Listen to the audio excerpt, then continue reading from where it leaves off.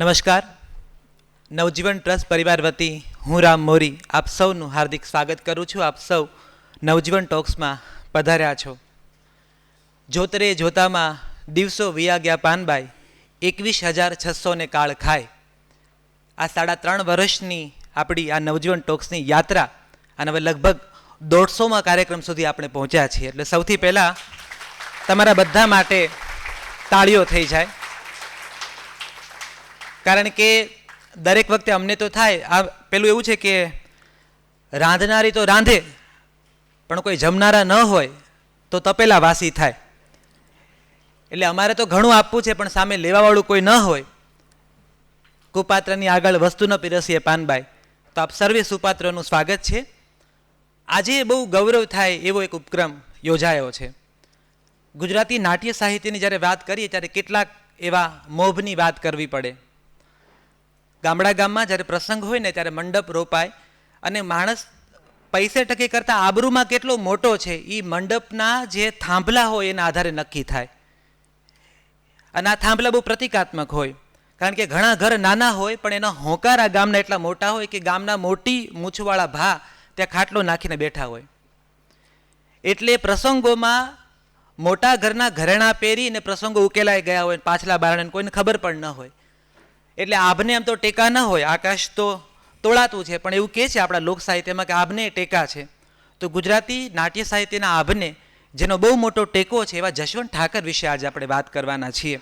અને એમાં આપ સૌ અમારી સાથે જોડાયા છો. કરોડરજ્જુવાળો સર્જક કે કલાકાર અત્યારના સમયે મળવો બહુ મુશ્કેલ છે, જેની કરોડરજ્જુ ટટ્ટાર હોય.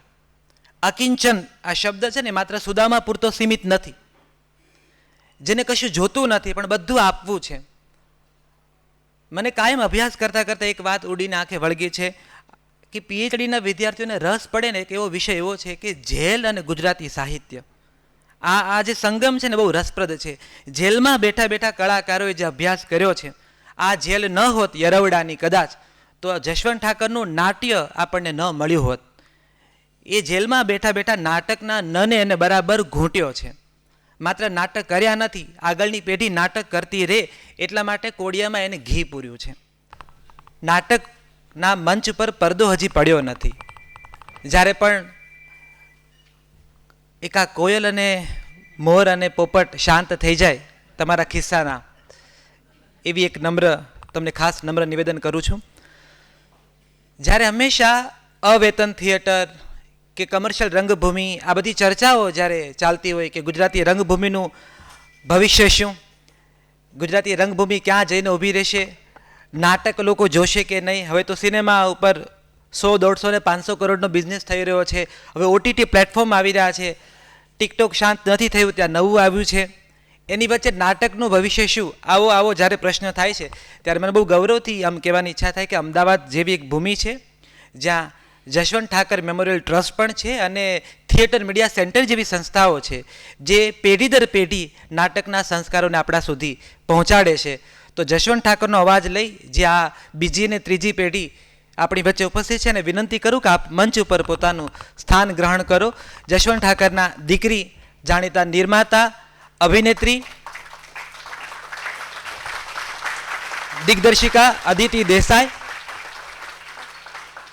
જશવંત ઠાકોરના દોહિત્રી આરજે અભિનેત્રી દેવકી.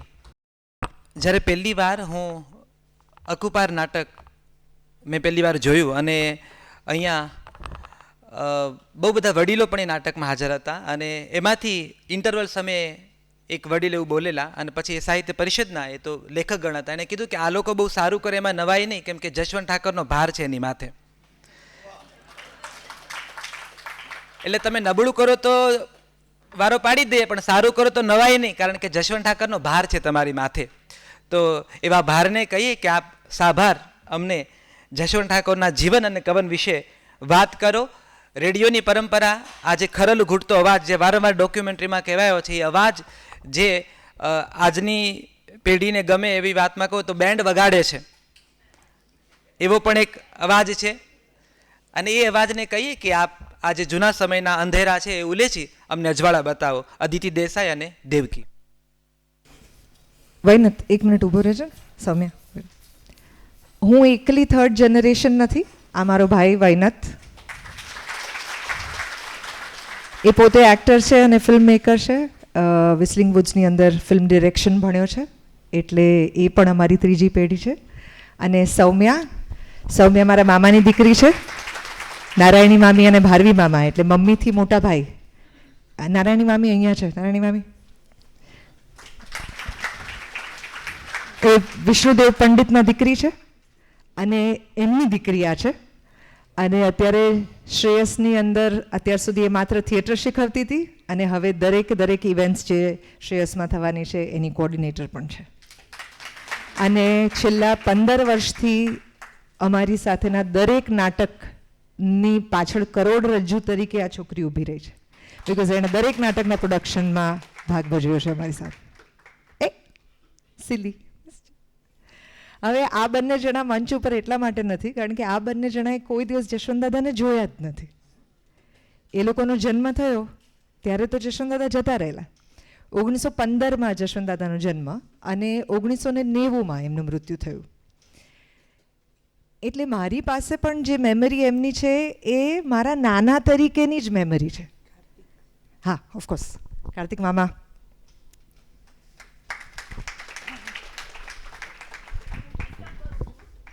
જશવંત, એક મિનિટ રક્ષાબેન.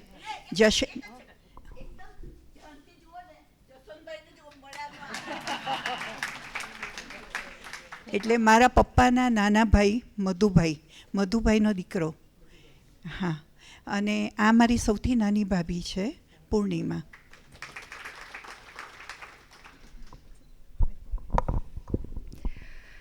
સો ફેમિલી ઇન્ટ્રોડક્શન એટલા માટે પણ છે કારણ કે આમાંના ઘણા બધા લોકો છેલ્લા આટલા વર્ષોથી નાટકમાં એવી જ રીતે સક્રિય છે જેવી રીતે અમે સક્રિય છીએ.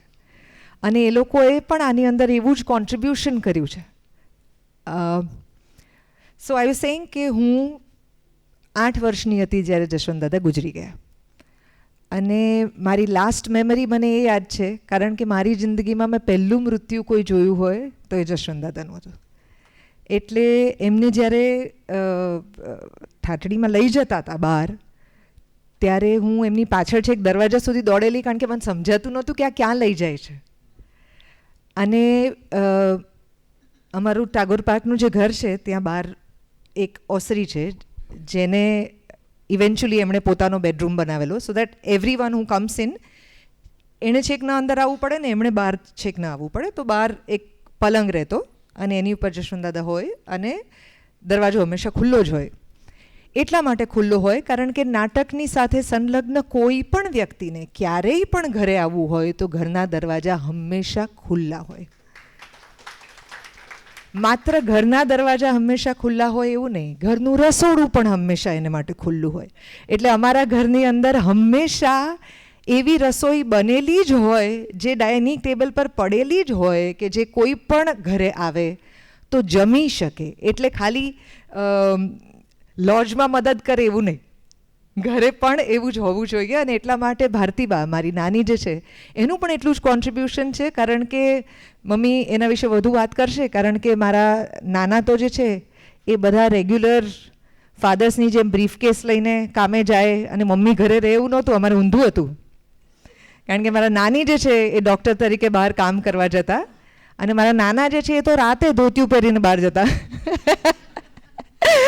એટલે આખો સોશિયલ એક્સપિરિયન્સ અમારા ઘરમાં બહુ જુદો છે. He was more like a home father and she was more like a working mother. અને બહુ જ ઓછા લોકો જાણે છે કે જશવંતદાદા એ એટલા બધા તેજસ્વી હતા કે બીજે મેડિકલ સ્કૂલની અંદર એમને એડમિશન મળેલું ને એકચ્યુઅલી ડૉક્ટર બનવાના હતા. અને ત્યાંથી પછી એ વખતે જે ઇન્ડિપેન્ડન્સ મૂવમેન્ટની અંદર જોડાયા અને પછી જે ફંટાયા તો એ ફંટાતા લગભગ 7-8 સત્યાગ્રહનો ભાગ બન્યા. એમની સિતમની ચક્કીની નવલકથાને કારણે તો ઓફકોર્સ તડીપાર થયેલા જ, પણ એ સિવાય પણ 4 વાર જેલવાસો અને એમાંનો એક તો 3 વર્ષ સુધી ચાલેલો યરવડા જેલમાં, જેની વાત કરી કે ત્યાં એ થિયેટર વિશે આટલું બધું ભણ્યા. પણ લગભગ 28 વર્ષની ઉંમર સુધી તો એક ક્રાંતિકારી તરીકે, એક એક્ટિવિસ્ટ તરીકે જ જીવ્યા છે. એટલે I was asking my mother કે અમારા બધાનો, મને બહુ લોકો પૂછતા હોય છે, એમને પણ બહુ લોકો પૂછતા હોય છે. વૈનાતે પણ પોતાની ફર્સ્ટ સ્ટુડન્ટ ફિલ્મ બનાવી ત્યારે અમારા મનમાં પણ એ પ્રશ્ન થયેલો કે આર્ટ ફોર સોસાયટી સેક, આવી સમજણ મને કોઈએ આપી નથી, પણ હું જોઈને ઝીલી શકી. મમ્મીને કોઈ આપી નથી, એમણે પણ જોઈને ઝીલી. કોઈને જવાબદારી, કમ્પલ્ઝન, તમારે પણ આ કરવું પડશે, આ જ રસ્તા પર ચાલવું પડશે, એવો કોઈ હઠાગ્રહ ઘરની અંદર રહ્યો નથી. અને ખબર નથી કેવી રીતે અમે આ કરવા માંડ્યા છીએ, ખબર નથી કેવી રીતે આ અમારું પર્પસ બની ગયો છે, ખબર નથી કે અમે કેવી રીતે છેવાડાના માણસની વાત જે છે એ મંચ ઉપર લાવવા માટે કે રેડિયો પર લાવવા માટે મજબૂર થઈ જઈએ છીએ. અને હાઉ ડઝ દેટ હેપન? મે બી લોકો જે કહેતા હોય છે કે જેનેટિક્સ વર્ક્સ, એટલે અમને બીજા રોગ આપ્યા છે કે નહીં એ ખબર નથી, પણ આ ભેખ ચોક્કસ આપ્યો છે જેનેટિક્સની અંદર. નાઉ બિકોઝ મેં તમને કીધું કે હું તો 8 વર્ષની હતી ત્યારે એ જતા રહ્યા. સો જેમ મેં તમને કીધું કે હું 8 વર્ષની હતી, એટલે જેમ તમને આ મોકો મળે છે જશવંત દાદા વિશે ઘણું બધું જાણવાનો, વૈનાત અને સૌમ્યા અને હું ત્રણેય જણા વાત તમને ખાનગીમાં કહીશું જ્યારે તમે અમને મળશો ત્યારે, કે અમે અમારા મમ્મીને કોઈ પણ આવા સવાલો પૂછીએ તો એ એવું જ કહે છે કે મને કંઈ યાદ નથી. એટલે આજે જબરદસ્તી છે કે આજે બધી યાદ જે છે એ એમણે કહેવી જ પડશે, કારણ કે હું એકલી કે એકલો વૈનાત કે એકલી સૌમ્યા અહીંયા નથી બેઠા કે જે અહીંયા યાદગીરીની માંગણ તરીકે હોય. આપણે બધા ભેગા થઈને આજે એ કરવાના છીએ. સો અમને કહો કે અમારા નાના કેવા હતા. પહેલાં તો નવજીવન ચાલુ છે, નવજીવન ટોક્સ અને વિવેકભાઈ અને શિલ્પાબેન અને રામનો ખૂબ ખૂબ આભાર કે અમને આ વાત કરવા બોલાવ્યા. લાલુભાનો હું ખાસ આભાર માનું છું. લાલુભા 1 મિનિટ ઊભા થાઓ ને. કારણ કે સીતમની ચક્કી નવલકથા જે મારા ફાધરની બેન થયેલી, એ અમે કોઈએ વાંચેલી નહીં, અમારા હાથમાં આવેલી નહીં, કારણ કે અંગ્રેજોએ બેન કરેલી. પણ વર્ષો પછી, એટલે હું, લાલુભા, પરેશ નાયક જેને તમે જોયો, અમિતા, અમે બધા સાથે ભણ્યા છીએ. અને લાલુભા રવિવારીમાં ગયા ગુજરીમાં, અને એમણે સીતમની ચક્કી જોઈ અને એમણે લઈ લીધી. આજે પણ હું વાત કરું મારા રૂંવાડા ઊભા થાય છે. અને મને આપી, એટલે અમારી પાસે સીતમની ચક્કી છે જેની ઝેરોક્સ આજે હું લઈને આવી છું. એટલે અમને ખબર પડી કે એમાં એવું શું લખ્યું હતું કે અંગ્રેજોએ બેન કરવી પડી. તો હું સૌનો આભાર માનું છું. એમના કેટલાક સ્ટુડન્ટ્સ પણ આજે આવ્યા છે, જેમ કે રક્ષાબેન છે, એમ જ્યોત્સનાબેન પાછળ બેઠા છે, જ્યોત્સના ઓડેદરા, જેમનો તમે ઇન્ટરવ્યૂ વિડીયોમાં જોયો. અને જયકૃષ્ણ રાઠોડ, જે પપ્પાના છેલ્લા પ્રોડક્શનના ભાગ હતા અને ખૂબ સાથે એમણે કામ. જયકૃષ્ણ ઊભો થાય ને 1 મિનિટ. એટલે એવા એમના સ્ટુડન્ટ્સ પણ આજે આવ્યા છે. તમારા સૌનો આભાર માનું છું કે તમે આજે આવ્યા છે. મનવિતાબેન પણ આવ્યા છે. મનવિતા ઊભી થા. હસમુખ બારાડી, જેને આપે જોયા, એમની દીકરી છે આ. અને એટલે આજે ઘણા બધા એવા લોકો આવ્યા છે કે જે લોકોએ સીધી આડકતરી રીતે પપ્પાની સાથે કામ કર્યું છે, પપ્પાના કામને આગળ વધારવામાં મદદ કરી છે અને પપ્પાનું કન્ટ્રીબ્યુશન જીવતું રાખ્યું છે. હવે કોણ હતા જશવંત દાદા? મોટાભાગનું તમે આ ફિલ્મમાં જોઈ લીધું. આ ફિલ્મ 2005માં બની હતી, 5-6માં, અને 2012માં સરકારનો આને એવોર્ડ મળેલો છે આ ડોક્યુમેન્ટરીને.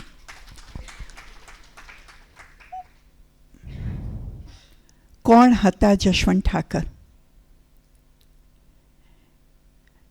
મારે 3-4 શબ્દોમાં કહેવું હોય તો ક્રાંતિકારી, અલગારી, નાટ્યાચાર્ય,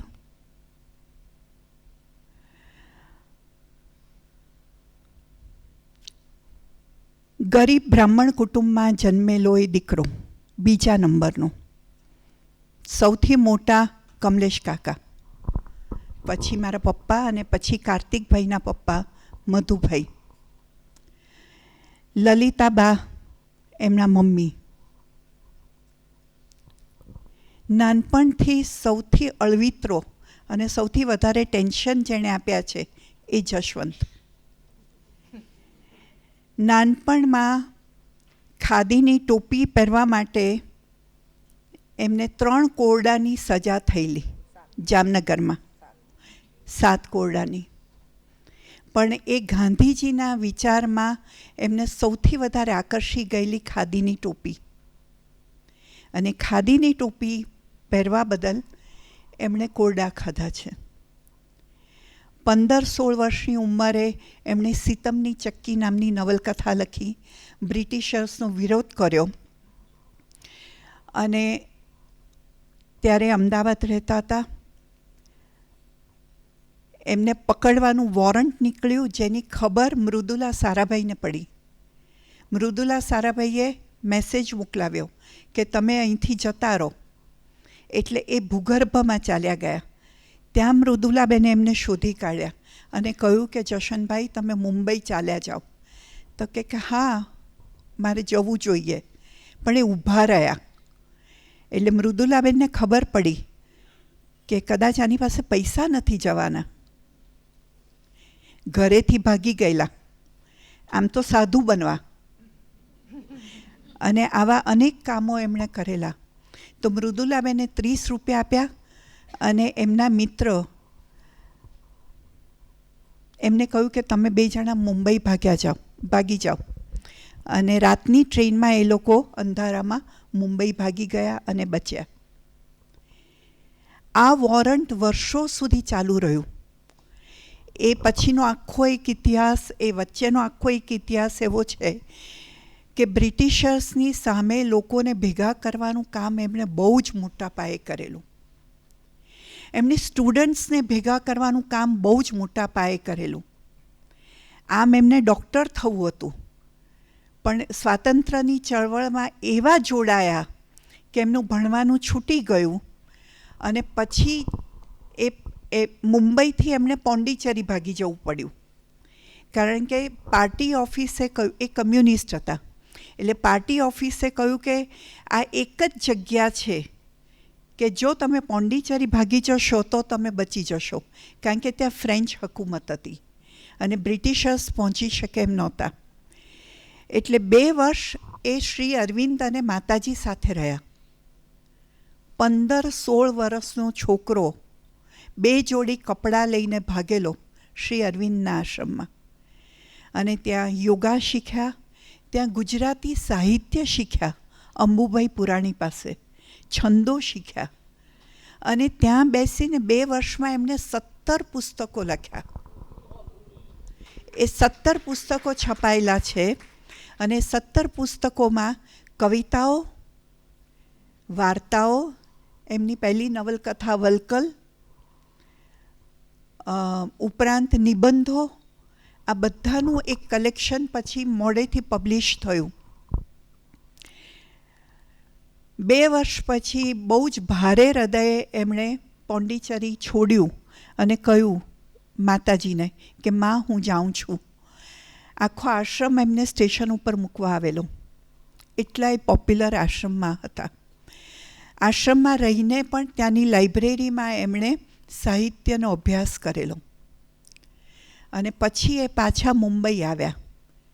અને મુંબઈ આવીને એમણે કોલેજમાં એડમિશન લેવાનો ટ્રાય કર્યો ડૉક્ટર બનવા માટે. મુંબઈની કોલેજે ના આપ્યું એડમિશન. અમદાવાદ આવ્યા. અમદાવાદની કોલેજમાં એડમિશન માટે માગણી કરી, તો ત્યારે કોઈ બ્રિટિશર ત્યાં પ્રિન્સિપલ હતા, એણે હા પણ ના પાડી અને એડમિશન ના આપ્યું. પણ એમણે નક્કી કરેલું કે મારે ભણવું તો છે જ. એટલે ભણવા માટે એમણે એવું કર્યું કે 1 ટર્મ અમદાવાદમાં એડમિશન લે, બીજી ટર્મ એ સુરતમાં એડમિશન લે, અને ત્રીજી અને ચોથી ટર્મ એ મુંબઈમાં એડમિશન લે.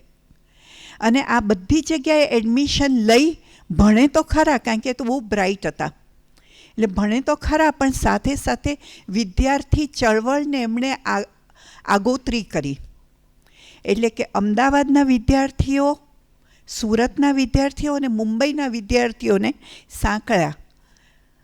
શેને માટે? હરિપુરામાં કોંગ્રેસ અધિવેશન ભરાવાનું હતું, અને એમાં વિદ્યાર્થીઓને લઈ જઈ અને વિદ્યાર્થીઓ પોતાની સાથે થતા અન્યાયની વાત કરે એને માટે તૈયાર કર્યા. આ હતા તારા નાના. 19 વર્ષ પછી એ પોતાની મા સાથે 19 દિવસ રહ્યા. અને માએ, કારણ કે દીકરો ઘરેથી ભાગી ગયો છે એટલે સોનું પહેરવાનું છોડી દીધેલું, ગળ્યું ખાવાનું છોડી દીધેલું. આવો પ્રભાવ હતો જશવંતનો. જશવંત અને એના મોટા ભાઈ કમલેશભાઈ, એ 2 જણા મંદિરમાં, એટલે સ્વામિનારાયણ મંદિરમાં મંજીરા વગાડવા જતા. અને સ્વામિનારાયણ મંદિરમાં જે કુસ્તીનું મેદાન હતું અને જ્યાં અખાડો હતો, એ અખાડામાં ક્રાંતિકારીઓ આવતા, અને બધા જ ક્રાંતિકારીઓ સાથે પરિચયમાં આવ્યા. એટલે એમના જીવનના લગભગ 36 વર્ષ દેશને મુક્ત કરાવવામાં, વિદ્યાર્થી આંદોલનમાં અને ક્રાંતિકારીઓ સાથે શીખવામાં ગયા કે જીવનમાં શું કરવું જોઈએ અને શું ના કરવું જોઈએ. અને એ પછી જ્યારે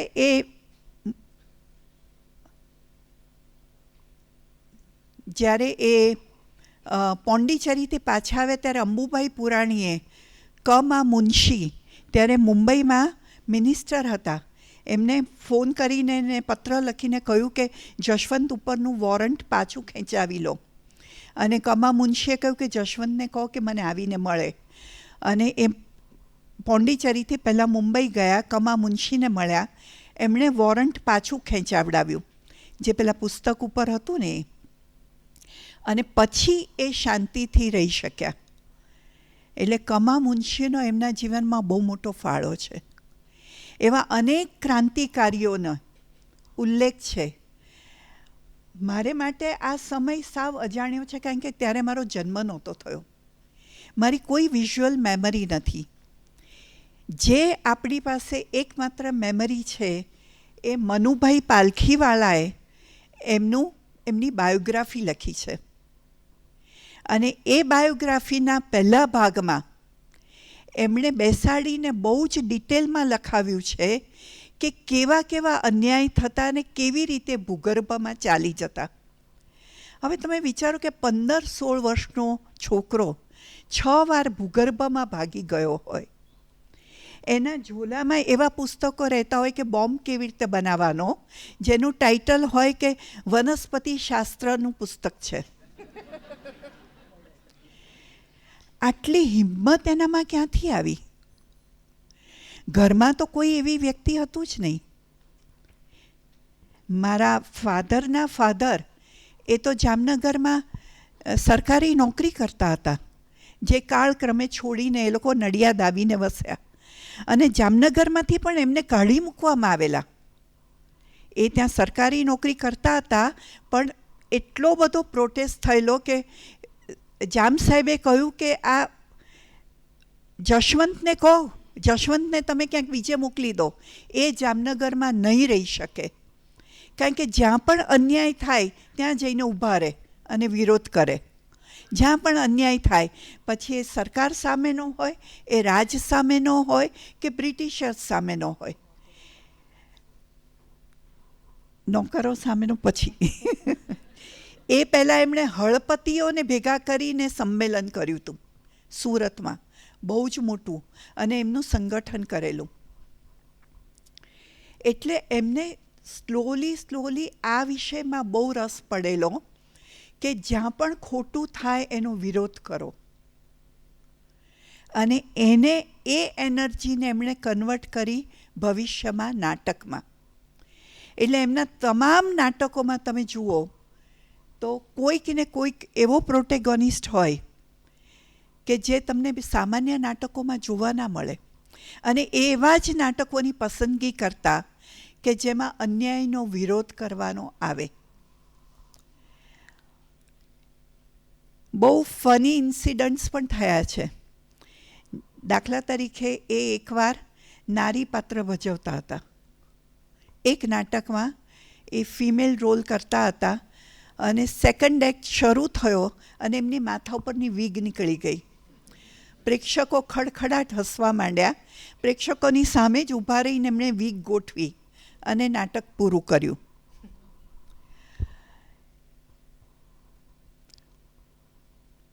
એમણે જે નાટકો કરેલા ને એ બધાનો જો તમે અભ્યાસ કરો, અને અનફોર્ચ્યુનેટલી એ વખતે વિડીયો નહોતું એટલે આપણી પાસે આપણે પ્રોડક્શન્સ જોઈ શકીએ એમ નથી, પણ એમણે દરેકે દરેક પાત્રને અન્યાયનો વિરોધ કરતું બતાવ્યું છે.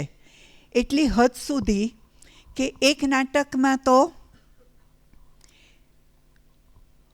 નાટક હતું રામ સીતા ઉપરનું, અને એ દિવસે મિનિસ્ટર્સ જોવા આવવાના હતા. એટલે રામની એન્ટ્રી થાય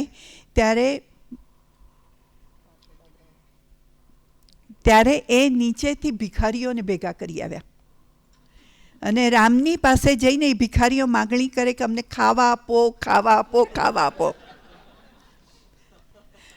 ઉત્તર રામચરિત્રમાં, જે નાટકમાં હતું જ નહીં. પણ કેમ કે સામે મિનિસ્ટર્સ બેઠા છે, એમને ખબર પડે કે લોકો ભૂખ્યા ભૂખ્યા જીવે છે તમારા રાજમાં. આવું માત્ર એમને જ સૂઝે. રંગભૂમિ ઉપર એમણે જે પ્રયોગો કર્યા એમાં જેમ ફિલ્મમાં વાત થઈ એમ એ સેટ્સ લઈ આવ્યા, લાઇટિંગ લઈ આવ્યા. લાઇટિંગ માટે શું કરતા? એ લોકો ગામડે ગામડે શેરી નાટકો કરવા જતા, અને શેરી નાટકો કેવી રીતે કરતા? ટ્રક લઈને જાય, ટ્રક જે સામાન લઈને જાય એવી ટ્રક બનાવડાવી હતી કે એની ચારે બાજુના પડખા ખુલી જાય, એની ઉપર કલાકારો ચડી જાય, એ બની જાય સ્ટેજ, અને એની ઉપર ઊભા રહીને નાટકો કરે. અને જેમ ભવાઈમાં દરેક ગામના પ્રશ્નો આવતા એમ એમના શેરી નાટકોમાં દરેક ગામે ગામના પ્રશ્નો લઈ અને નાટકો કરતા. લાઇટિંગ માટે શું કરતા? તો સાદી તપેલી, પિત્તળની તપેલી લઈ અંદર કલાઈ કરાવે. ઘણા બધાને ખ્યાલ હશે કે કલાઈની આખી પ્રક્રિયા થાય. એની અંદર બલ્બ મૂકે અને એને ઓન કરે એટલે પ્રકાશ ખૂબ ફેલાય. એવી રીતે એમણે લાઇટના ઇક્વિપમેન્ટ્સ વસાવેલા અને લોકોમાં પોપ્યુલર કરેલા, અને વિદ્યાર્થીઓને તાલીમ આપેલી કે કોઈ પણ પૈસો ના હોય તોય તમારે થિયેટર કરવાનું. એમના હાથ નીચે 3 થિયેટર કોલેજ ચાલી, અને 5 ગ્રુપ્સ ચાલ્યા, જેમાં ભરતનાટ્યપીઠ એમનું પોતાનું ગ્રુપ થયું. અને એ સિવાય એમણે અનેક જગ્યાએ કામ કર્યું અને અનેક જગ્યાએ વિદ્યાર્થીઓને ઊભા કર્યા, જે તમે રક્ષાબેનની વાતમાં જાણ્યું, અરવિંદભાઈની વાતમાં જાણ્યું. અને આ મોટા ભાગના એમના હાથ નીચે તૈયાર થયેલા વિદ્યાર્થીઓ આજે પણ થિયેટર કરે છે. એટલે ક્રાંતિકારી માણસ કે જે પોતાની ક્રાંતિની વાત ફેલાવવા માટે નાટકનો ઉપયોગ કરે છે, એ પ્રકારની સ્ક્રિપ્ટો લખે છે અને લખાવડાવે છે, એ પ્રકારના પ્રોડક્શન્સ કરે છે. જેમ કે દાખલા તરીકે એમણે સીતા નાટક કર્યું, જેમાં પ્રભાબેન કામ કરતા હતા. એ સીતા નાટકે બહુ જ ખોટ ખાધી હતી. એમની પાસે પૈસા નહોતા અને ઉપરથી દેવું થઈ ગયેલું. એની પાછળનું કારણ શું હતું કે મોરારજી દેસાઈએ કહેલું કે તમને સામ્યવાદીઓને અહીંયા નહીં આવવા દઉં ગુજરાતમાં. અને જશવંતે કહ્યું કે હું તો આવીશ એટલું નહીં, નાટક કરીશ અહીંયા. અને સીતા નાટકના જેટલા શો થયા એ વખતે એ ગુપ્તચરોને મોકલતા, ઓડિયન્સમાં કોણ કોણ આવ્યું છે એની યાદી એમની પાસે પહોંચી જતી, અને આટલી મોટી થ્રેટ સાથે પણ એમણે નાટકો કર્યા અને અમદાવાદને પોતાનો અડ્ડો બનાવ્યો. અને વર્ષો સુધી અમદાવાદમાં બેસી લગભગ 153 કે 54 નાટકો એમણે અમદાવાદમાં ને આખા ગુજરાતમાં પોતાની સંસ્થા દ્વારા અને વિદ્યાર્થીઓ દ્વારા એ લોકોને તાલીમ આપીને કરાવ્યા.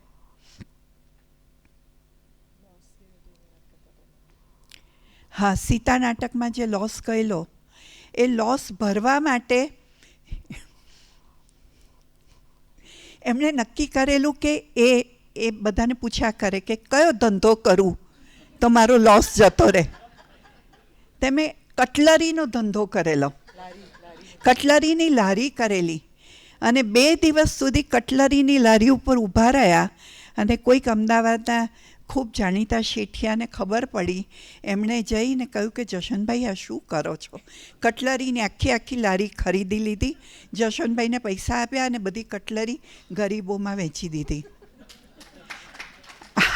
આવી રીતે એક બીજો ધંધો એમના કોઈક મિત્રે સૂચવ્યો હતો કે પેલી કૂપન્સ આવે ને, જેમ આપણે હજી આવે છે એ પહેલાં પણ આવતી, તો છાપાની કૂપન્સ કાપી કાઢવાની અને પછી મફતમાં માલ લઈ આવવાનો અને પછી પૈસા આપીને વેચવાનો. તો એમના મોટા ભાઈને ખબર પડી, કમલેશ કાકાને, અને એમણે જઈને જશવંતને ખખડાવ્યો કે આ બેઈમાની છે, આવા ધંધા આપણાથી ન કરાય.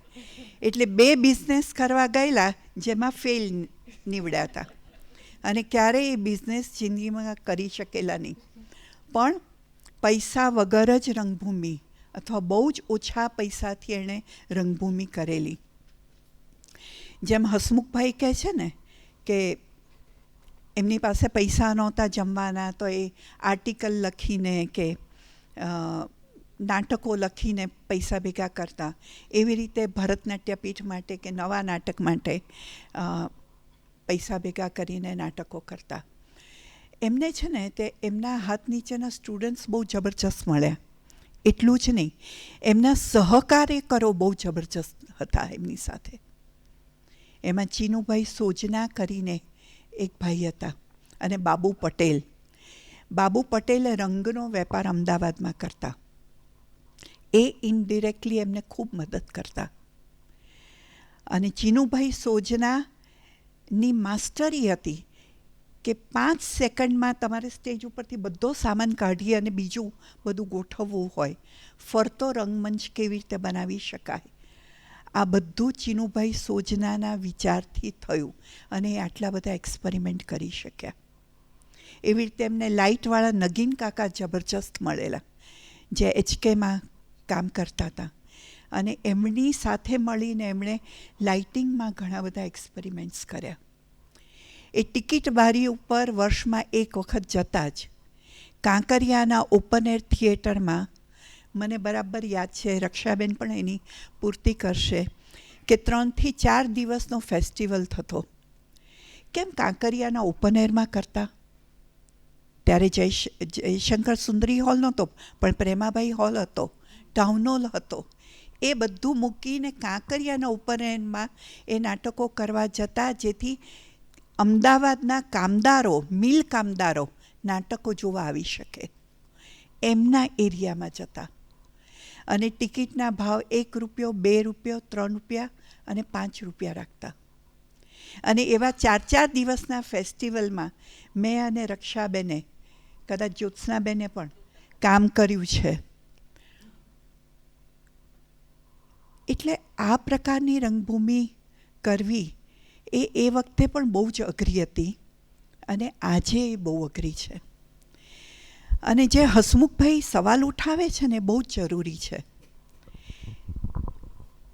સરકાર કલાકારોને પોતાના કાર્યક્રમોમાં રસ્તા ઉપર લઈ જાય છે, ડાન્સ કરાવડાવે છે, ને પ્રેઝન્ટ કરે છે કે અમારું કલ્ચર આ જબરજસ્ત છે, એમની પાસે રાસ ગરબા કરાવે, આ કરે તે કરે. પણ કલાકારો કઈ પરિસ્થિતિમાં જીવે છે એનું ધ્યાન સરકારે ક્યારેય આપ્યું નથી. અને આ મુદ્દે મારા પપ્પાને અને સરકારના પ્રતિનિધિઓને ખૂબ ઝઘડા થયા છે, ખૂબ ધમકીઓ આપવામાં આવી છે એમને. કેટલી વાર જેલમાં નાખી દઈશું એવું કહેવામાં આવ્યું છે. વારંવાર એમને ભૂગર્ભમાં જતા રહેવું પડ્યું છે. અને મને યાદ છે, એટલે હવે મારી મેમરી શરૂ થાય છે કે હું નાની હતી ત્યારે કમ્યુનિસ્ટ પાર્ટીના લોકો આવીને અમારા ઘરે સંતાતા, અને જેવા એ લોકો આવી જાય એટલે બધા બારી બારણા બંધ કરી દેવાના અને ઘરમાં બહાર તાળું મારીને જતા રહેવાનું. આવા દિવસો મેં જોયા છે. જેમ મારા પપ્પા બહુ જબરજસ્ત હતા ને, એમ મારી મા જબરજસ્ત હતી. મારી મા ડૉક્ટર હતી, એ પણ કમ્યુનિસ્ટ બાપની દીકરી હતી. વજુભાઈ શુક્લ એ મારા નાના રાજકોટમાં બહુ જ જાણીતા કમ્યુનિસ્ટ, અને જવાહરલાલ નહેરુ જેવા દેખાતા. એટલે જવાહરલાલ નહેરુ જ્યારે રાજકોટ આવ્યા ત્યારે એટલી બધી પબ્લિક થઈ ગઈ હતી કે વજૂદ દાદાને ઊભા રાખીને પાછલા બારણેથી જવાહરલાલને લઈ ગયેલા, અને વજૂદ દાદાને લોકોએ હારતોરા કરેલા.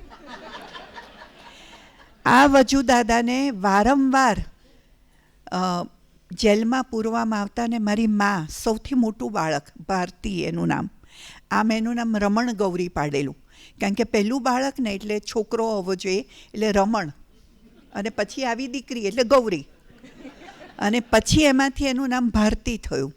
તો ભારતી પોતાના ઘરમાં એક ઘૂંઘરિયાળા વાળવાળો કૂક હતો, એને લઈને જતી જેલમાં, અને પેલાના વાળમાં ચિઠ્ઠીઓ સંતાડી રાખતી, અને બે જણા પપ્પા એટલે દાદાને મળવા જતા, વજુ દાદાને, અને એમને સંદેશા પાર્ટી ઓફિસના પહોંચાડવાના.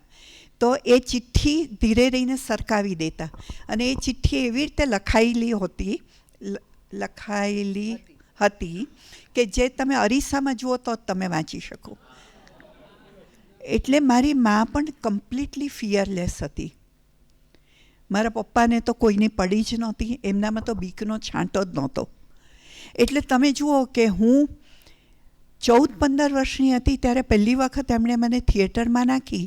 ગુજરાત કોલેજમાં ડ્રામા ડિપાર્ટમેન્ટ ચાલતું હતું વૈનત. હું નહેરુનગર 4 રસ્તાથી ચાલતી ગુજરાત કોલેજ જતી રિહર્સલ માટે. પણ એમણે કોઈ દાડો વિચાર ના કર્યો કે આ 14-15 વર્ષની છોકરી રાત્રે રિહર્સલમાં એકલી ચાલતી આવે છે, તેને રસ્તામાં કોઈ કનડગત નહીં થાય. એમને ખાતરી હતી કે મને કંઈ નથી થવાનું. એક વખત હું ગુમ થઈ ગયેલી, એટલે મેં દાદાગીરી કરેલી ઘરમાં. હું ને મારો ભાઈ બંને શારદા મંદિરમાં ભણીએ. અમે રહેતા દરિયાપુર, કારણ કે મારી મા કમ્યુનિસ્ટ ને, એટલે દર 6 મહિને સરકાર એની બદલી કરે, અને આવા જ વિસ્તારમાં કરે. વાડજ, દરિયાપુર, સારવા, એવી બધી જગ્યાએ જ્યાં કામદાર વીમા યોજનાના દવાખાના ચાલતા હોય ત્યાં અમને ધકેલી દે.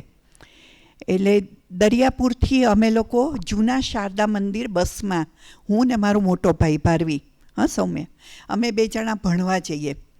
અને બસમાં ભારવી મોટો એટલે એને ટિકિટના પૈસા આપવામાં આવે કે એણે અમારા બેની ટિકિટ લેવાની.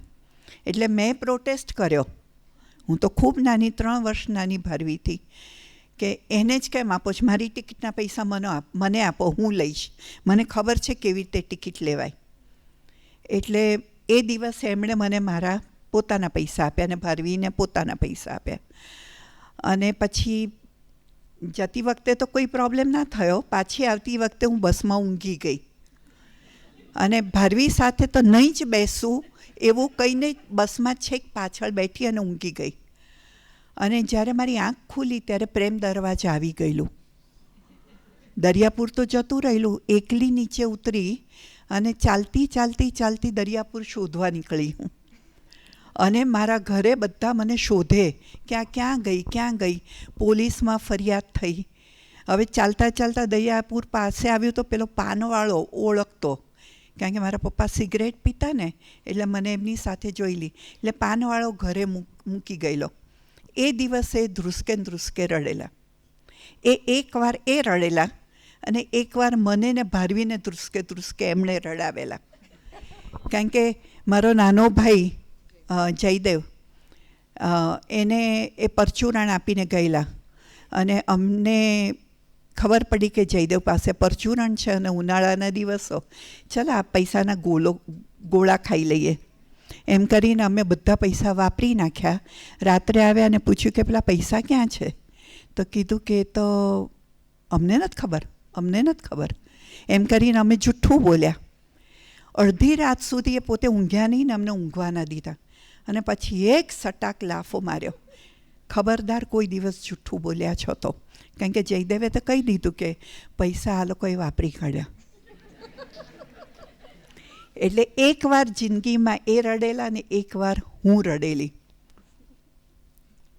આવા હતા મારા પપ્પા.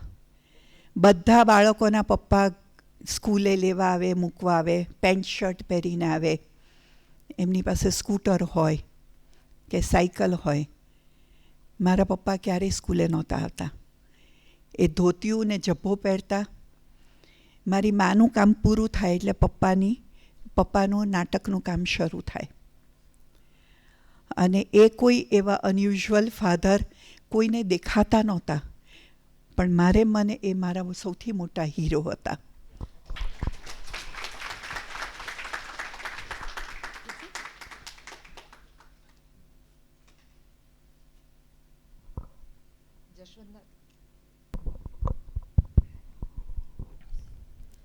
જેટલા લોકોએ છેલ્લા સમયમાં જશવંતદાદાને જોયા છે એ બધાને ખબર નથી કે એ પહેલેથી જ એક પગેથી ખોળંગાતા હતા કે કંઈ થયું હતું. તું બધી વાતો મારી પાસે બોલાવડાવીશ. અમે MS યુનિવર્સિટીનો ડ્રામા ડિપાર્ટમેન્ટ છોડી એટલે એમણે ડ્રામા ડિપાર્ટમેન્ટ શરૂ કર્યો CC મહેતા સાથે. 2 વર્ષ ત્યાં કામ કર્યું, ઘણા બધા વિદ્યાર્થીઓને ઊભા કર્યા. પછી હંસાબેન મહેતા સાથે એમને ડિફરન્સ ઓફ ઓપિનિયન થયા, જે થાય જ એમને કોઈની પણ સાથે થાય. એટલે ક્યાંય અન્યાય થાય એટલે ચાલવા માંડે. એટલે એણે કીધું કે હું જાઉં છું કરીને અમદાવાદ આવ્યા. અને પછી પાછા MS યુનિવર્સિટીમાં એમને બોલાવવામાં આવ્યા. એટલે બીજા 2.5 વર્ષ એમણે ત્યાં કામ કરેલું. પણ અમે જ્યારે અમદાવાદ આવ્યા ત્યારે અમને શારદા સોસાયટીમાં એક ઘર મળેલું અને ત્યાં અમે રહેતા હતા. હવે આવ્યા એટલે બધો સામાન આવ્યો. એ સામાનમાં બહુ જ ઓછો સામાન અમારો અને ઘણા બધા પુસ્તકો.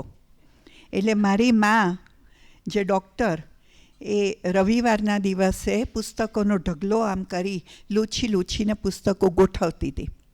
અને હું મારા પપ્પાને પપલી લવલી કહેતી હતી. એટલે પપલી લવલી કરીને એમનો ધોતિયાનો છેડો ખેંચી અને હું દોડતી હતી ને પાછળ એ મારી પાછળ દોડતા હતા. અમે દોડ પકડની રમત રમતા હતા અને એમાં એમનો પગ પુસ્તક ઉપરથી લપસ્યો અને ઢાંકણી તૂટી ગઈ. ફોર્ચ્યુનેટલી મારી મા ડૉક્ટર હતી એટલે તરત જ VS લઈ ગયા, ઓપરેશન થયું, ઢાંકણી કાઢી નાખવી પડી.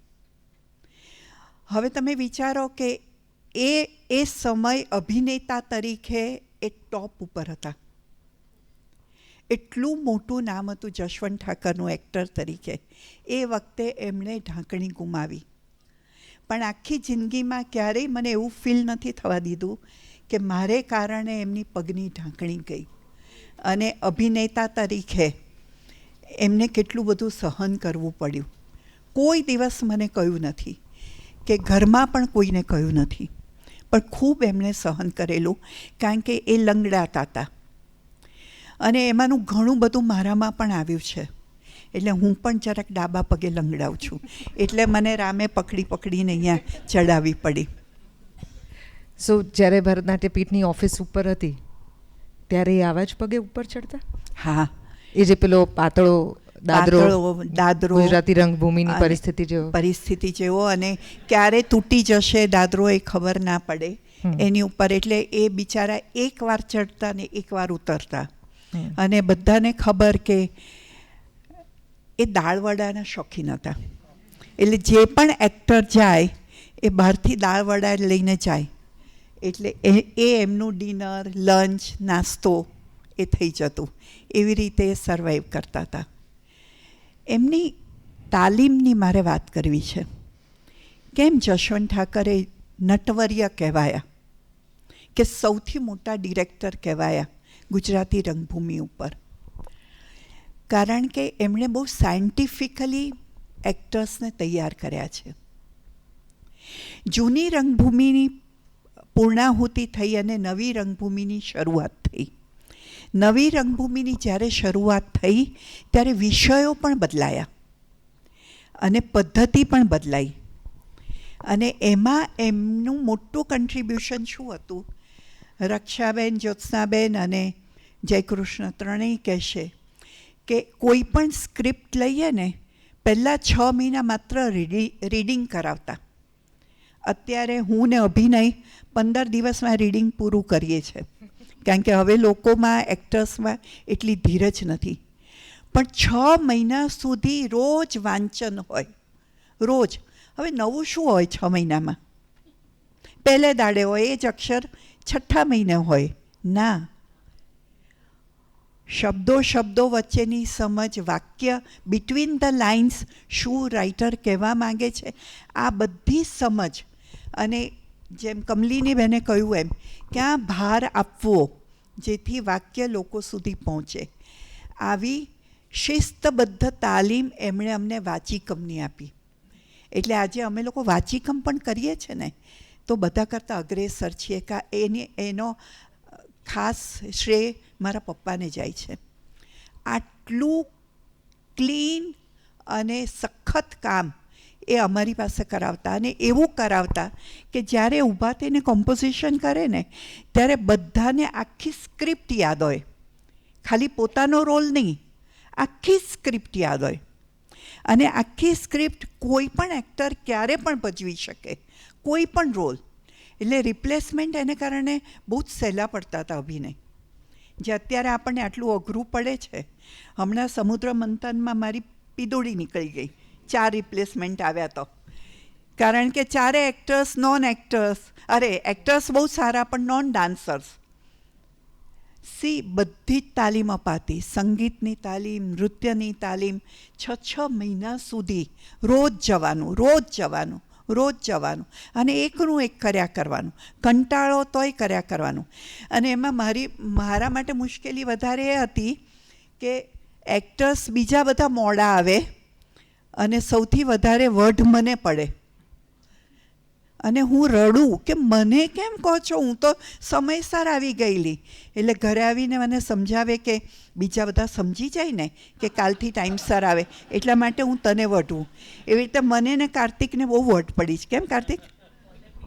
હા, રક્ષાબેનને પણ વઢ પડી, જ્યોત્સનાને પણ કદાચ પડી. એનો બદલો હવે મારી અને સૌમ્યા સાથે એ લે છે. હા, એવું કહીને કે મારા પપ્પાએ મારી જોડે આવું જ કર્યું હતું. એટલે હું તમારી સાથે એવું કરીશ એટલે બીજા એક્ટર્સ સમજી જશે, એવું હું કરું છું. એટલે હું ઘણી બધી રીતે નાટકનું કામ કરું છું ત્યારે હું મારા પપ્પા તરફી છું.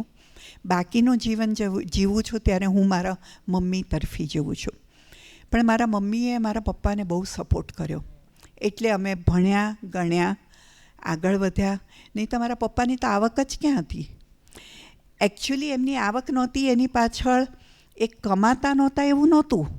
એ આર્ટિકલ લખતા હતા જનતામાં, ગુજરાત સમાચારમાં, ઘણું બધું કામ કરતા હતા, ઘણી બધી જગ્યાએ કન્સલ્ટન્સી કરતા હતા.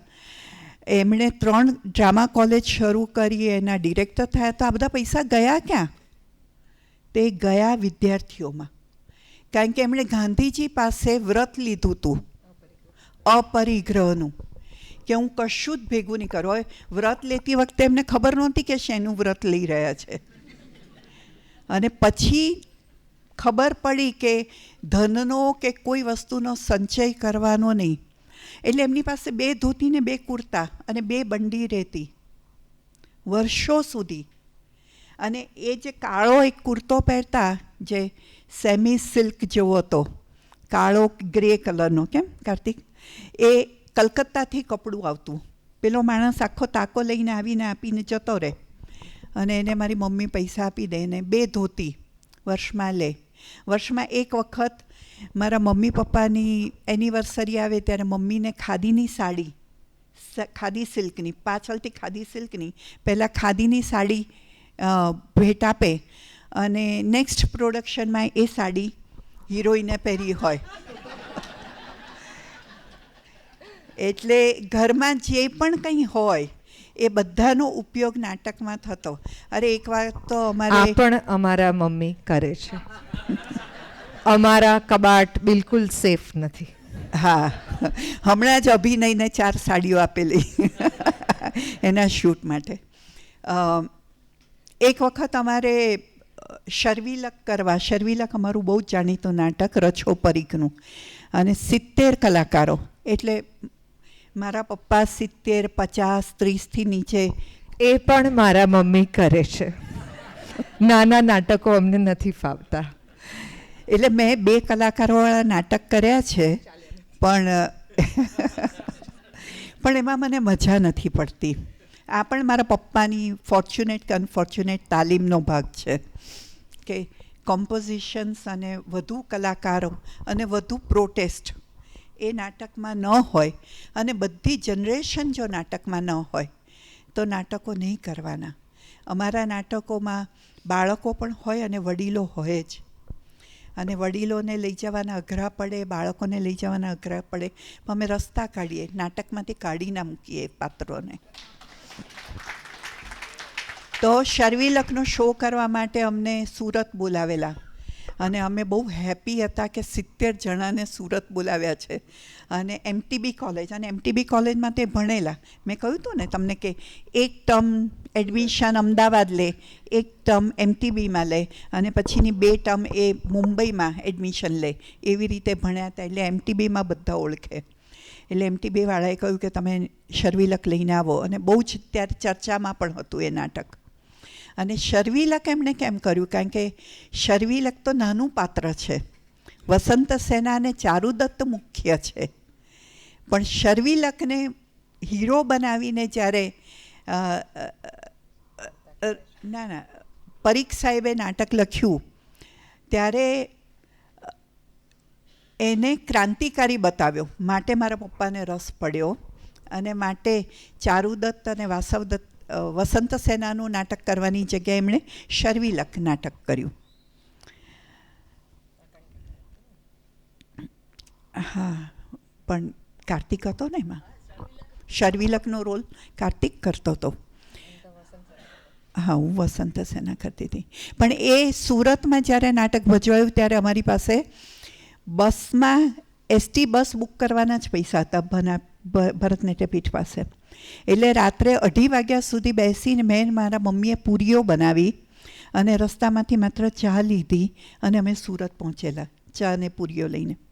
એટલે આવી રીતે અમારા ઘરની બધી જ વ્યક્તિઓનો અને બધી વસ્તુઓનો ઉપયોગ નાટકમાં થતો. હવે તમે કહો કે નાટકના કયા પરિમાણો અમારામાં ના ઉતર્યા હોય?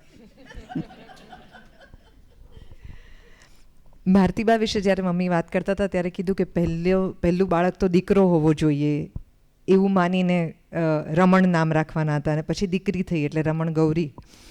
અને કારણ કે જશવંતદાદાની પણ એમણે વાત કરી કે એ મહિલા પાત્રો પણ કરતા, તો જશવંતદાદાની આસપાસના મિત્રો સાથે એ સમયે વાત કરતા કે આપણે ત્યાં દીકરીઓને કે બહેનોને શા માટે આપણે નાટકમાં નથી લેતા.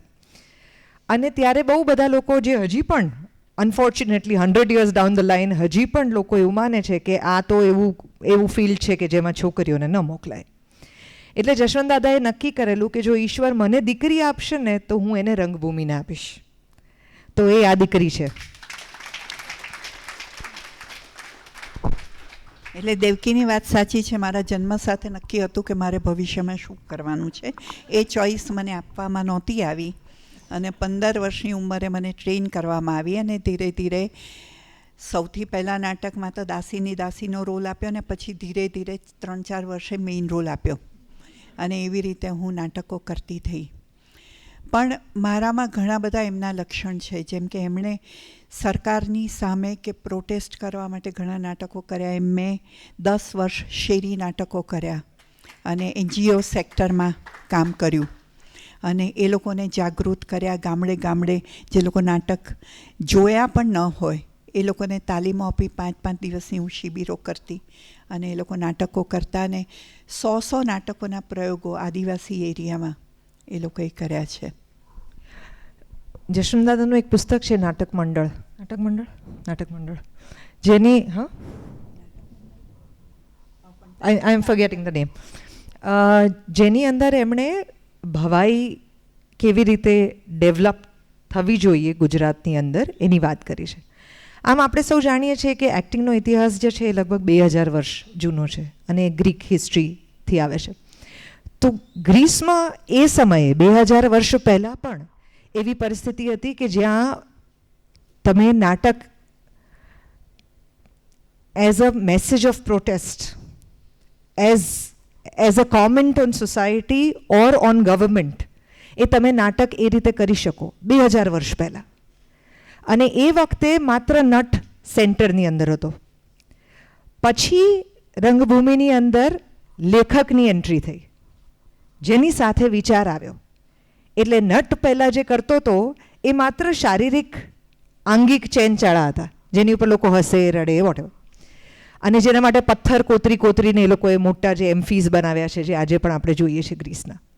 અને પછી લેખક આવ્યો અને લેખકની સાથે જે વિચાર આવ્યો, અને એ જ સમયના આપણે સોક્રેટિસ કે બધા લોકોની વાત કરીએ છીએ, યુરિપિડીસ. હવે એ વખતે જે નાટકો બન્યા એ ગ્રીક ટ્રેજેડીઝ ને એ બધા બન્યા, તો એ પણ જશવંતદાદાએ ભજવ્યા છે.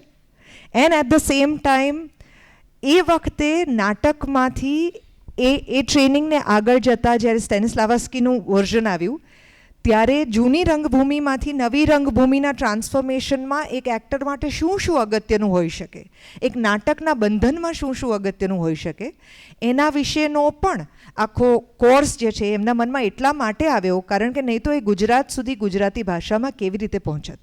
આજે હમણાં જ સુધી ગુજરાત કોલેજની અંદર કેટલા બધા એવા વિદ્યાર્થીઓ ભણે છે જે એમની નોટ્સથી ભણે છે, જે એમણે ત્યારે બનાવેલી 50s અને 60sની વચ્ચેની આપણે વાત કરી રહ્યા છીએ. આ પુસ્તક જેની હું વાત કરું છું એની અંદર એમણે ભવાઈ આઈડિયલી કેવી હોવી જોઈએ એના વિશેની વાત કરી છે. અને અત્યારે ભવાઈ જે છે એ માત્ર ને માત્ર પ્રચાર માટે વપરાતું ફોર્મ છે. એ વખતે એમને ડિફાઇન કરેલું કે આગળની પેઢીઓને ખબર પડે કે ભવાઈ કયા સંદર્ભે બનાવવામાં આવે છે. અને ભવાઈની અંદર એક્ટર પોતે જ ગાય, એક્ટર પોતે જ નાચે અને એક્ટર પોતે જ એ સાર્કાઝમ ઊભું કરી શકે કે જે એ સમાજને પોતાનું દર્પણ આપે, વિચ મીન્સ કે એ એજ્યુકેશનનું કામ કરે.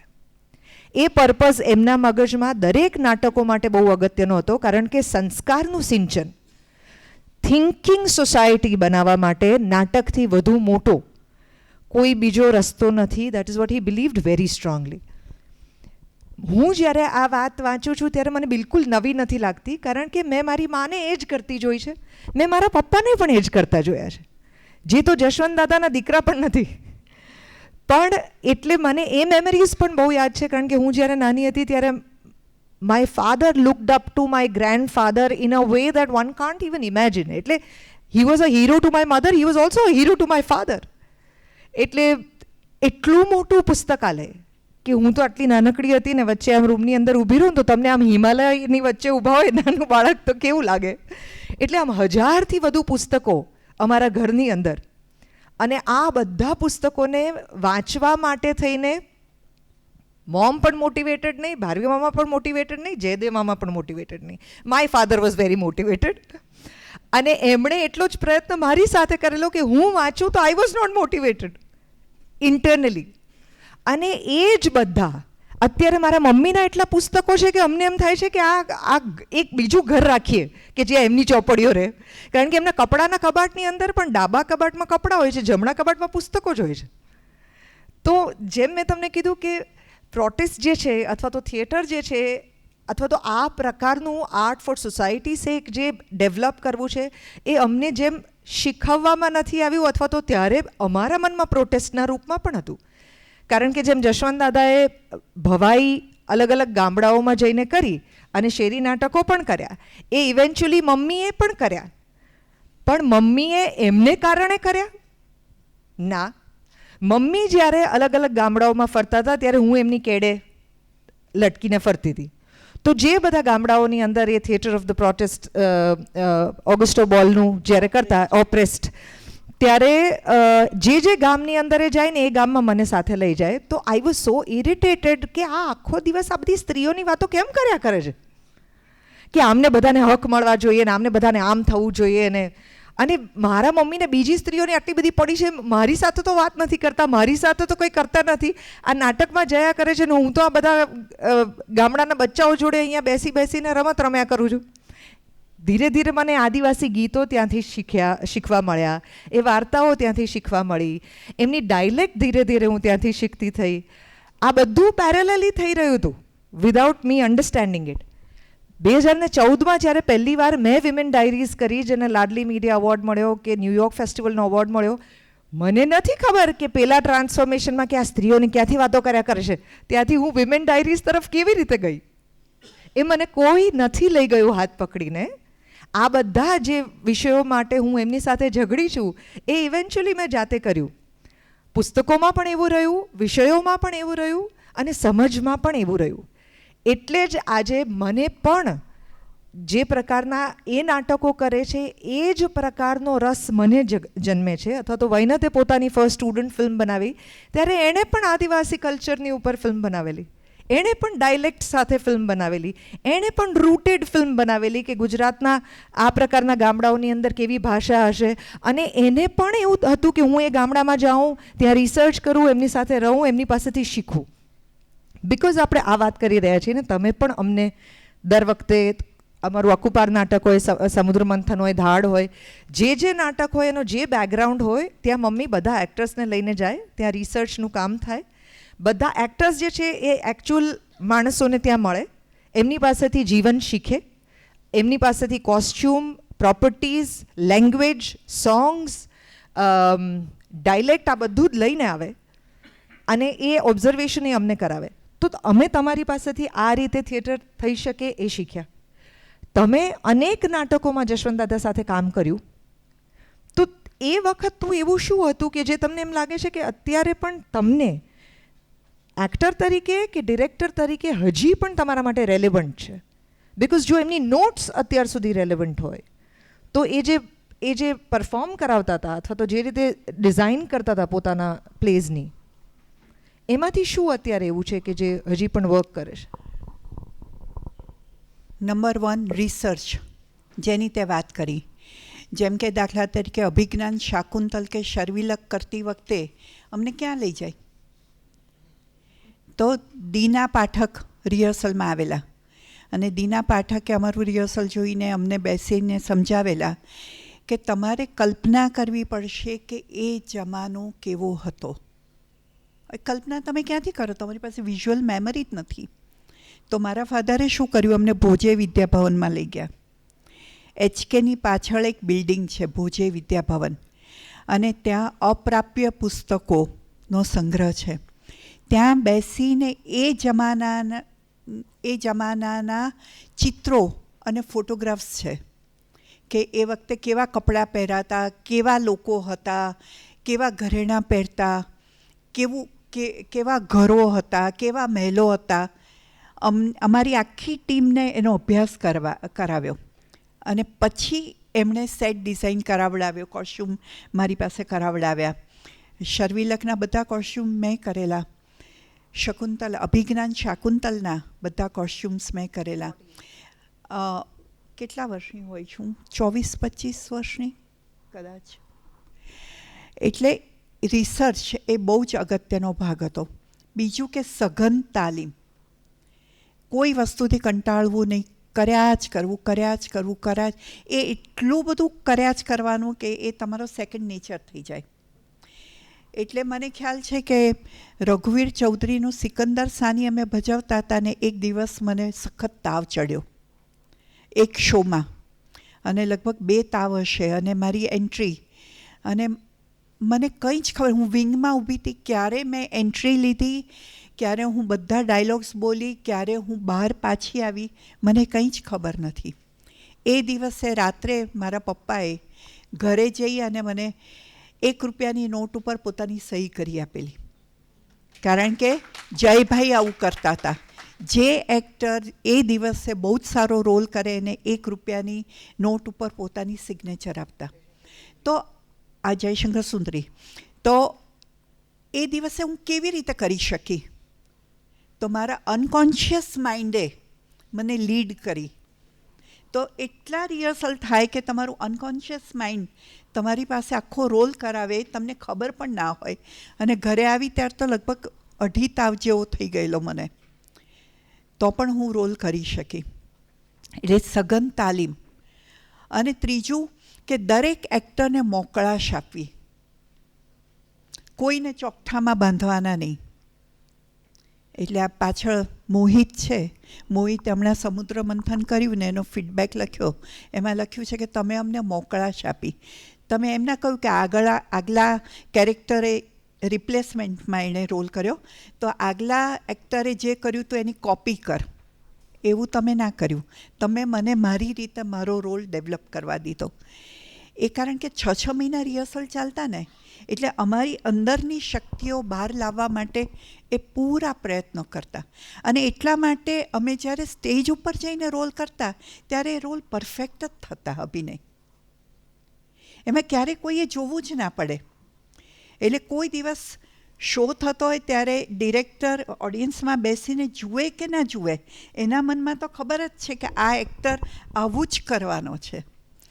અને એટલા માટે મને પણ ખબર છે કે આ આવું જ કરવાનો છે. જે વૈનત મને હંમેશા કહે કે મારે ઓડિયન્સમાં બેસીને મારું નાટક જોવું જોઈએ, જે હું નથી કરતી એટલે એને સમજાવું છું. પણ એક તાલીમ મને ના મળી, એ કદાચ મન્વિતાને પણ નથી મળી, અથવા થિયેટરમાં કામ કરતી છોકરીઓને નથી મળતી, એ ટેકનિકલ તાલીમ. સેટ કેવી રીતે ઊભો કરવો, કેવી રીતે ડિઝાઇન કરવો, લાઇટિંગ કેવી રીતે કરવું. કોસ્ચ્યુમ પ્રોપર્ટી અમને આવડે છે, અમે જબરજસ્ત છીએ એમાં.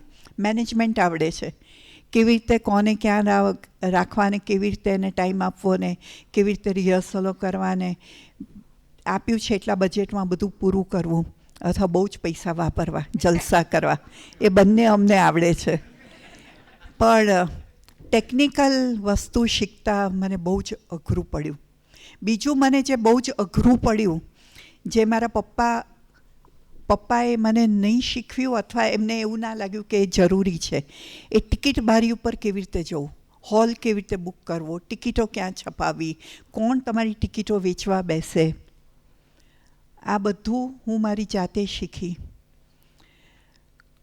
પણ ગાંધીજીએ એમાં બહુ મદદ કરી, કારણ કે પહેલું નાટક કસ્તુરબા કર્યું, અને કસ્તુરબા પહેલી વાર અમે ટિકિટ બારી ઉપર લઈ ગયા, અને વિદ્યાપીઠે અમારી પાસેથી 8 શો લીધા. એના પૈસાને કારણે અમે ટિકિટ બારી ઉપર જઈ શક્યા. અને પછી ત્યારથી તો ઇતિહાસ છે કે કસ્તુરબા ને પછી અકુપાર ને પછી સમુદ્ર મંથન ને અગ્નિકન્યા, જેમાં પૈસા ગુમાવ્યા ને પાછા મેળવ્યા ને એમ બધું ચાલ્યા કર્યું છે. અને ભગવાનની કૃપાથી, એટલે નટરાજની કૃપાથી બધું ચાલ્યા કરે છે. પણ વચ્ચે એક એવો સમય હતો કે જ્યારે અમારી પાસે એક પણ પૈસો નહોતો. રક્ષાબેન, ખાલી રિક્ષાના પૈસા હતા. તો અમે નાટકો કરવાના બંધ કરી દીધા? ના, મેં ને રક્ષાબેને નક્કી કર્યું કે જેલમાં જઈને નાટકો કરીએ. કારણ કે પપ્પા પણ જેલમાં ગયા હતા. એટલે અમે લોકો જેલમાં જઈને, જેલમાં જે સ્ત્રીઓ કેદીઓ હોય એમને નાટકો શીખવવા જતા 2 વર્ષ. અને રોજ અમે, કોઈ પૂછે કે થેલો ઉપાડીને ક્યાં ચાલ્યા, તો જેલમાં ચાલ્યા. અરે જેલમાં જાઓ છો તમે? કોણ પકડી જાય છે? આવું ધીસ વોઝ અ જોક. અને 2 વર્ષ અમે જેલ, અમદાવાદ અને વડોદરા બંને જેલમાં, કારણ કે અમારી પાસે ખાલી રિક્ષાના પૈસા કે બસની ટિકિટના પૈસા હતા. અને પછી નીતા આજે નહીં આવી હોય, પણ મારગ નામની સંસ્થા છે, NGO, જેણે નીતા માલધારી કહેવાય છે, માલધારીઓ સાથે કામ કરે છે, એણે અમને 2-3 થિયેટર વર્કશોપ્સ આપીને એમાંથી અમારી પાસે 1000 રૂપિયા કરીને 4-5 હજાર રૂપિયા ભેગા થયા. પછી અમે જેલમાં જવાનું બંધ કર્યું. પણ અમે પછી પરમિશન પણ ના મળી, પણ અમે 2 વર્ષ જેલની બહેનોને નાટક શીખવ્યું અને નાટકના શો જેલમાંય કર્યા. અને એટલું નહીં, મારા પપ્પા મેગેઝિન કાઢતા હતા નાટકનું, તો પછી મારે મેગેઝિન કાઢવું પડે ને, એટલે કસ્તુરબાની કોટડીએથી નામનું મેગેઝિન કાઢ્યું 2 વર્ષ, જેના અંકો આજે પણ મારી પાસે છે. અને જેલમાં આવેલી, એટલે ખૂન કરીને આવેલી, ચોરી કરીને આવેલી, બળાત્કારનો ભોગ બનેલી, એ બધી છોકરીઓએ એમાં આર્ટિકલ લખ્યા અને ચિત્રો દોર્યા. એવું 2 વર્ષ સુધી અમે મેગેઝિન પણ કાઢ્યું. પણ મેં ક્યારે થિયેટરનું મેગેઝિન નથી કાઢ્યું. મારા પપ્પાએ વર્ષો સુધી ચલાવ્યું. અને દર વખતની જેમ લોકોના સહકારથી એ મેગેઝિન ચાલ્યું 2 વર્ષ, નાટક નામનું સામાયિક. અને 2 વર્ષમાં એમાં ઉત્તમ લેખો, જે અરુણ શ્રોફે વાત કરી છે, ઉત્તમ લેખો આજે પણ આપણે જ્યારે ફરીવાર વાંચીએ ત્યારે આપણને ખ્યાલ આવે છે કે એટલું બધું એ લોકો એ જમાનામાં કામ કરીને મૂકીને ગયા છે. અને 2 વસ્તુ મને મારા પપ્પાના જીવન ઉપરથી ખાસ શીખવા મળી, જે હું હજી નથી કરી શકી. એક, કે લખેલો શબ્દ ટકે છે અને વંચાય છે. એમણે ત્યાં અરવિંદ આશ્રમમાં બેસીને 17 પુસ્તકો લખ્યા. MS યુનિવર્સિટીમાં 14 પુસ્તકો નાટકની થિયરી ઉપરના લખ્યા.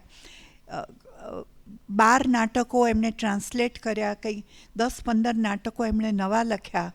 એ કવિતાઓ લખીને નિબંધો લખ્યા અને ક્રિટિસિઝમ્સ લખ્યા, છાપાઓમાં કોલમ ચલાવી.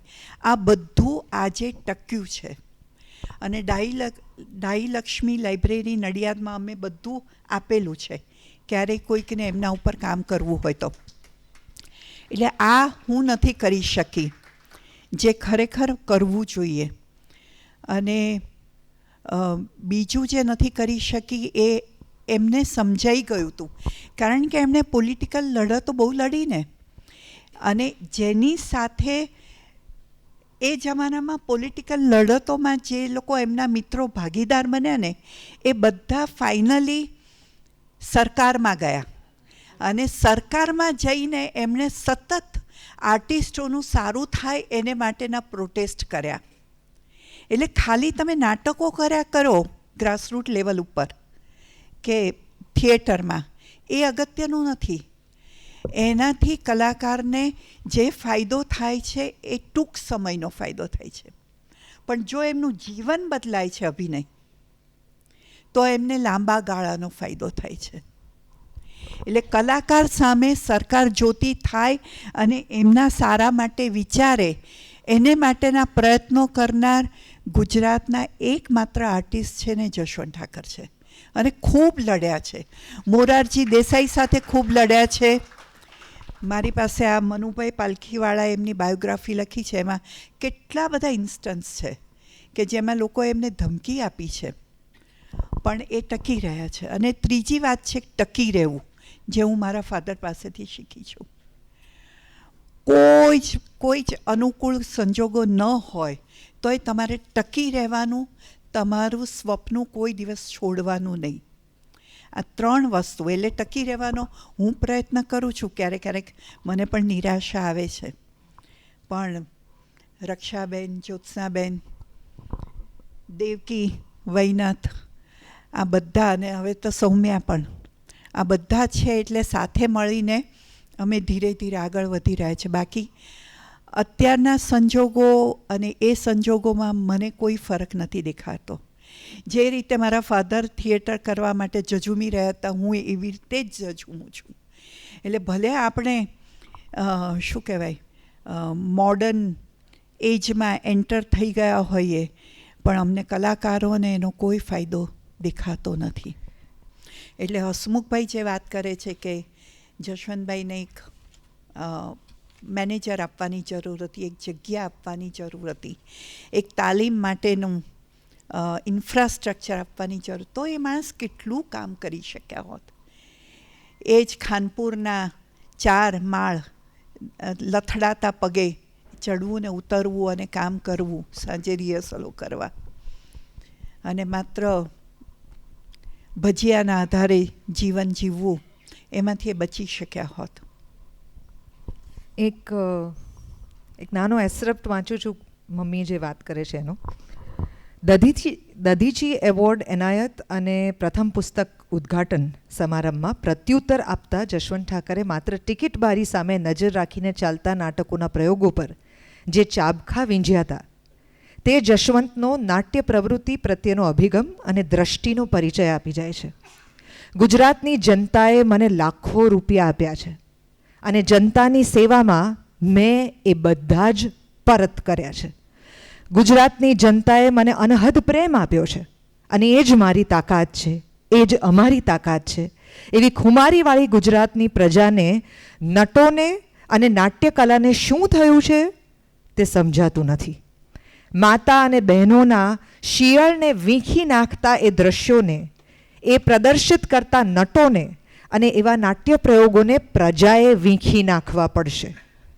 એવા નટોને નાટ્યભૂમિ પરથી હાથ પકડીને નીચે ઉતારવા પડશે. એ શરમ બંધ કરવી પડશે. મેં પ્રજાને શિષ્ટ નાટકો આપ્યા છે અને છેલ્લા ધબકાર સુધી હું તે આપ્યા કરીશ. મારે માત્ર પ્રજાનો સહકાર અને હૂંફ જોઈએ છે.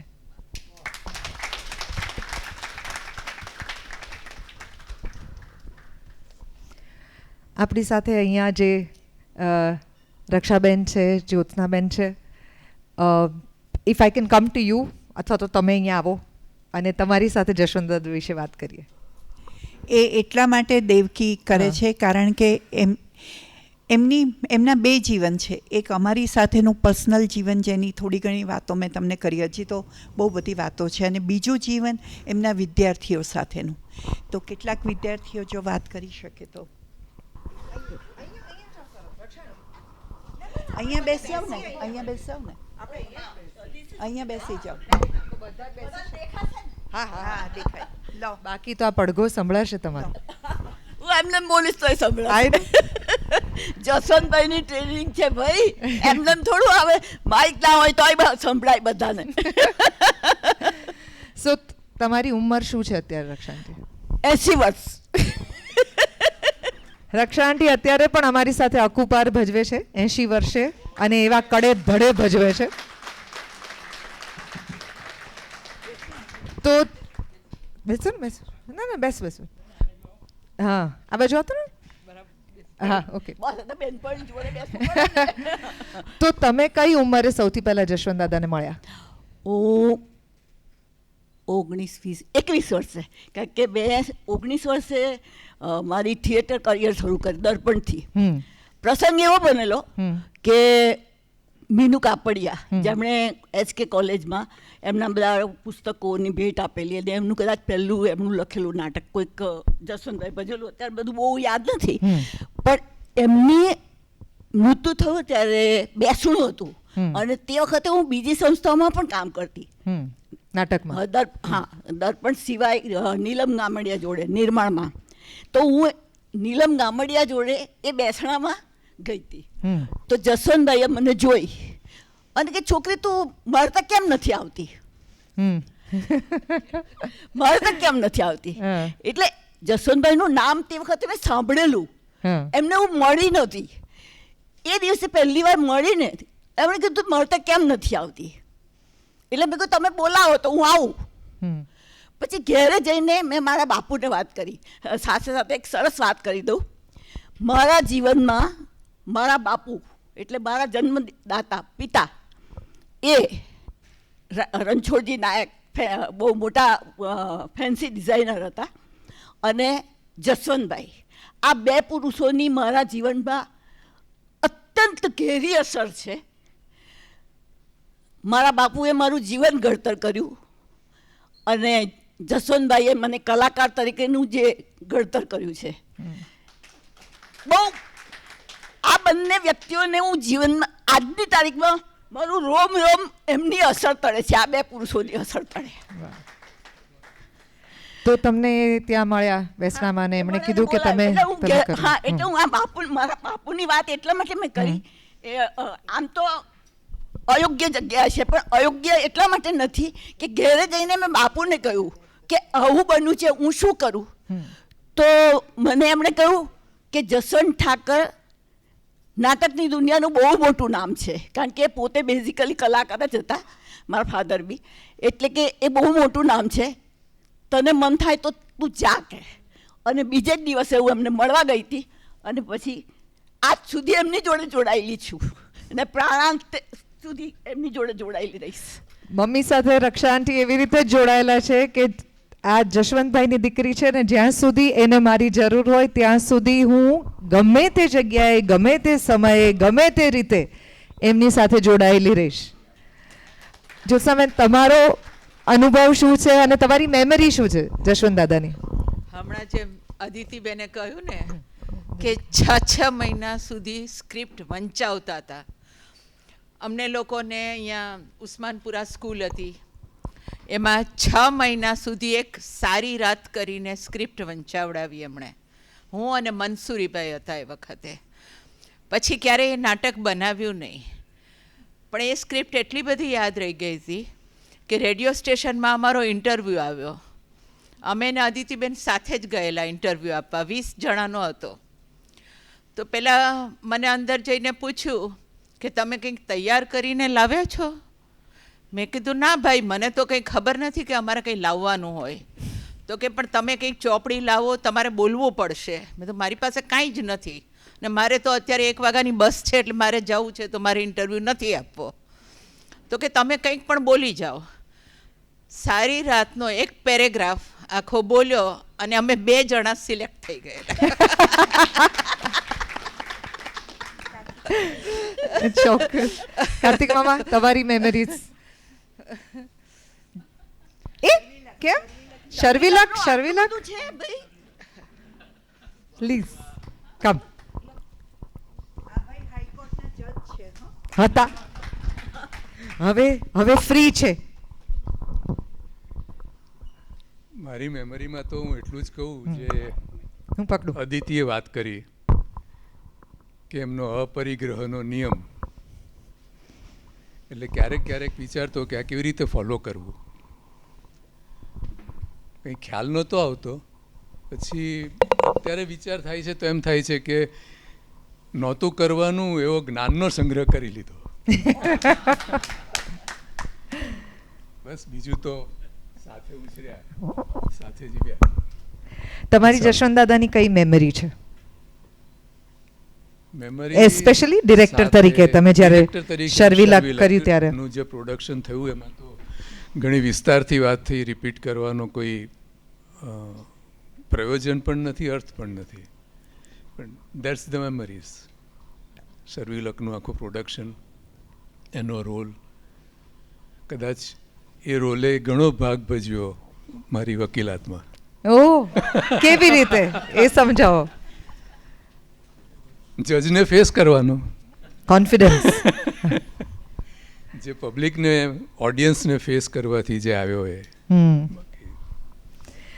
મમ્મી હંમેશા કહેતા હોય છે કે થિયેટરની ટ્રેનિંગ જે છે એ જેમ, હા, જેવી રીતે થિયેટરની ટ્રેનિંગ એક નાટક શીખ્યા અને પછી નાટક નહીં ભજવાયું પણ એ બીજી કોઈ જગ્યાએ કામ લાગ્યું, એમ થિયેટરની ટ્રેનિંગ જે લોકોને મળે છે એ બધાને જીવનમાં કોઈક જુદી જગ્યાએ એ કામ લાગતી હોય છે. તમારી મેમરીઝ? અમે જઠા કહેતા હતા, બરાબર. એમના 3 નાટકોમાં મેં રોલ કરેલો. એક તો શર્વિલક, નટ સમ્રાટ અને સિકંદર સાની. હવે મારા જીવનનું ઘડતરમાં એમનું કેટલું મહત્ત્વ છે એ વિશે વાત કરીશ ખાસ તો. શર્વિલક નાટક હતું એ 5.5 કલાકનું નાટક હતું અને 70 કલાકારો સ્ક્રિપ્ટમાં હતા, પણ 70 જણાને ભેગા કરવા પડે, ના પણ પડે, આવે ન પણ આવે, ગમે ત્યારે ગમે તે રોલ કરવાનો અમને કહેવામાં આવે, બરાબર. એટલે હું મારા ઘડતરનો ભાગ એટલા માટે કહું છું કે મને એક નાટકમાં 7 રોલ કરવા બદલ લિમ્કા બુક ઓફ રેકોર્ડમાં મારું નામ છે. બરાબર. હવે એનો પાયો સર્વિલકમાં નંખાયો હતો. એટલે એ 5.5 કલાકનું નાટક, 70 પાત્રો, એના ગમે ત્યારે ગમે તે એટલા બધા રિહર્સલ કરાવે ને, કોઈ પણ પાત્ર તાત્કાલિક કહે ને કે હમણાં કરી નાખ તો એ કરી નાખીએ. એવી રીતે મેં 4 રોલ કરતો હતો એ વખતે. અને એમને પણ એક વખત તાવ આવ્યો હતો ને મને પણ એક વખત તાવ આવ્યો હતો સર્વિલક નાટકમાં. એટલે 2 રોલ કરું પછી વચ્ચે 1.5 કલાકનો સમય મળે. એક તો ઊંઘી જતો હતો અને 1.5 કલાક પછી આપણે ગુણવંત જાની અમારી સાથે બહુ કામ કરતા. ગુણવંત જાની, મહેન્દ્ર ઉપાધ્યાય અને હું, આ બધી અમે ત્રિપોટી. એટલે આ એમને કહી રાખ્યું કે ભાઈ હું સૂઈ જાઉં છું અને મારો રોલ આવે એટલે મને ઉઠાડજે. એટલે હું ઉઠી જાઉં. અને એમણે જેમ કહ્યું ને કે ટ્રેનિંગ જ એવી હતી કે એને કારણે તમે ગમે ત્યારે ઉઠાડીને તમને ઊંઘમાંથી ઉઠાડીને તમને એમ કઈ રોલ બધું ફટાફટ યાદ આવવા જ મળે. તમને ખબર જ ના પડે, અનિચ્છિત ક્રિયા થઈ જાય એવી તાલીમ હતી. અને મને તો યાદ છે ત્યાં સુધી સર્વિલક નાટકનું રિહર્સલ 1.5 વર્ષ ચાલ્યું હતું. 5.5 કલાકનું હોય તો. હા, બરાબર. એટલે 1.5 વર્ષ ચાલ્યું હતું. એમાં ઉત્તરાયણ પણ નહીં, હોળી પણ નહીં, દિવાળી પણ નહીં, આ બધા દિવસોમાં રિહર્સલ થાય જ. અને ટ્રેનિંગ એટલા માટે જબરજસ્ત છે. આજે મેં 7 રોલ કર્યો એનું કારણ આ છે. 7 રોલ બી કર્યા મેં. રિહર્સલ બહુ જબરજસ્ત 4 દિવસ કન્ટિન્યુઅસ. હરીન ઠાકર એના director, writer director Harin Thakar. એટલે જસવંત ઠાકરથી હરીન ઠાકરનો મારો આખો સફર પટ્ટો છે. એ એમાં અમે બધા સ્ટુડન્ટ જ કહેવાય. એમના તો બધા જ કહેવાય સ્ટુડન્ટ તો. એટલે એનો પાયો એટલા માટે રિહર્સલ જે જબરજસ્ત થતું હતું. મને એક વાત એમની બહુ ગમી હતી કે દરેક અત્યારનો કોઈ કલાકારને તમે બોલાવો ને નાટકમાં રોલ કરવા માટે તો પહેલો પ્રશ્ન શું કરે ખબર? શો ક્યારે છે? એટલે શોના આધારે હું કામ કરું કે ન કરું એ નક્કી થાય. અને જસવંતભાઈના નાટકમાં રોલ કરવો એટલે શો વિશે કશું પૂછવાનું જ નહીં. રિહર્સલ એમને પ્રોસેસમાં રસ, શોમાં જરાય રસ નહીં. અને એવા જ કલાકારો આવતા અને કામ કરતા, એને કારણે એકદમ એવા ટ્રેન થઈ ગયેલા કે અડધી રાતે બી ઉઠાડી. અત્યારે તો એક્ટિંગ છે ને આમ અનિચ્છિત ક્રિયા થઈ જાય છે. અચ્છા, હું એક્ટિંગમાં કોઈ મને રોલ આવે તો એક્ટિંગમાં શું કરીશ શું નહીં કરું એવું બધું કશું વિચારતો નથી. બસ સીધું એ કેમેરા ઓન થાય અને એક્શન કહે એટલે આપણું એક્ટિંગ શરૂ થઈ જાય અને ઓફ થાય એટલે બંધ થઈ જાય. વચ્ચે શું થાય છે, હું કેવી રીતે કરું છું, કશી જ ખબર ના હોય. મારા મમ્મીમાં આ વાત પણ છે, આ ટ્રેનિંગની વાત. એ while we are wrapping up, I think I can tell you this. Thank you જય કૃષ્ણ. એક બીજી વાત જી બોલો. એક જ વાત નાની, મને બીજો બહુ જબરજસ્ત અનુભવ થયેલો. અને હું છે ને એ વખતમાં તોફાની, બહુ સખત તોફાની. અમે બહુ તોફાન કરીએ પણ જઠા અમને કશું કહે નહીં મને. પણ એક વખત સર્વિલકનું રિહર્સલ હતું ને એક ટેબલ હતું. ટેબલની પેલી બાજુ ઊભો હતો અને મારો રોલ આવ્યો એટલે હું સીધો જમ્પ મારી ટેબલ પરથી સીધો બીજે આવ્યો અને સીધો રોલ કરવા માંડ્યો. અને પછી જે જઠાએ મને ખખડાયો, ગેટ આઉટ. અને મેં ગેટ આઉટ કહી દીધું અને હું રૂમની બહાર નીકળી ગયો. બસ પછી એ પ્રસંગ હું એટલા માટે કહું છું કે એ પ્રસંગના કારણે હું છું, નહીં તો ના હોત, આ એક્ટર તરીકે ના હોત. એમાં હું બહાર બેસી રહ્યો અને આખું રિહર્સલ પત્યું. પછી બધા બહાર આવ્યા અને જઠાએ મને જોયો. એમણે ગેટ આઉટ કીધું એટલે હું કોઈ માણસ તો ક્યાં જતો હોય.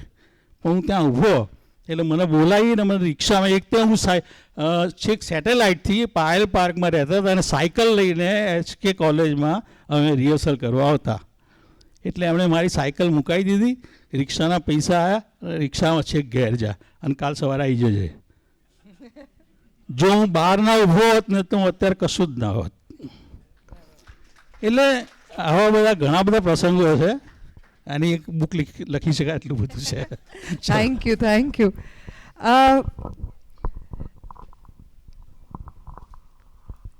એવા ઘણા બધા લોકો છે કે જેમણે પોતાની જિંદગી જે છે એ થિયેટરને આપી હોય એઝ એન એક્ટર, કદાચ થિયેટરને આપી હોય એઝ અ ડિરેક્ટર, કદાચ થિયેટરને આપી હોય એઝ અ ડિઝાઇનર, પણ એવા બહુ ઓછા લોકો છે કે જેમને એવું લાગ્યું હોય કે થિયેટરને આગળ વધારવા માટે હું શું શું આપી શકું કે જે જનરેશન ટુ જનરેશન જઈ શકે, એન્ટરટેનમેન્ટ માટે નહીં, સો દેટ સમાજ આ મીડિયમનો ઉપયોગ કરીને એક વધુ સારો સમાજ બનતો જાય આવનારા વર્ષોની અંદર. અને એની જવાબદારી, લોક શિક્ષણની જવાબદારી એ એક નાટ્યકર્મીની જવાબદારી છે. એ સમજણ એ તમે એક જનરેશનમાંથી બીજી જનરેશનમાં કેવી રીતે આપી શકો.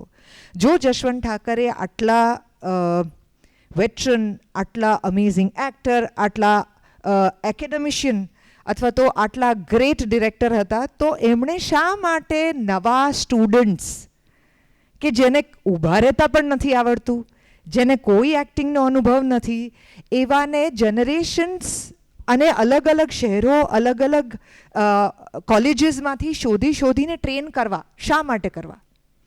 એ પર્પઝ જે છે, એ પર્પઝ એ અત્યારે પણ આઈ keep seeing in my mother also, કારણ કે એમનામાં એટલી બધી પેશન્સ હોય છે. મારી જનરેશનના કેટલા બધા જે સાથે કામ કરતા હોય બધા એમને કહે છે કે તમે આ કેવી રીતે કરી શકો છો. આઈ થિંક અભિનય only was asking me the other day કે ખબર નહીં કે હા અદિતિબેન કેવી રીતે કરી લે છે. પણ એ પર્પઝ પણ ટ્રાન્સફર થયો છે. અને લોકો કહેતા હોય છે ને કે you have to lead by example, અને ઘણા બધા લોકોને એમાં નિરાશા પણ હોય છે કે આવું કંઈ હોતું નથી. બટ અમારા કુટુંબમાં ત્રણેય પેઢીમાં એક્ઝેક્ટલી આવું બન્યું છે.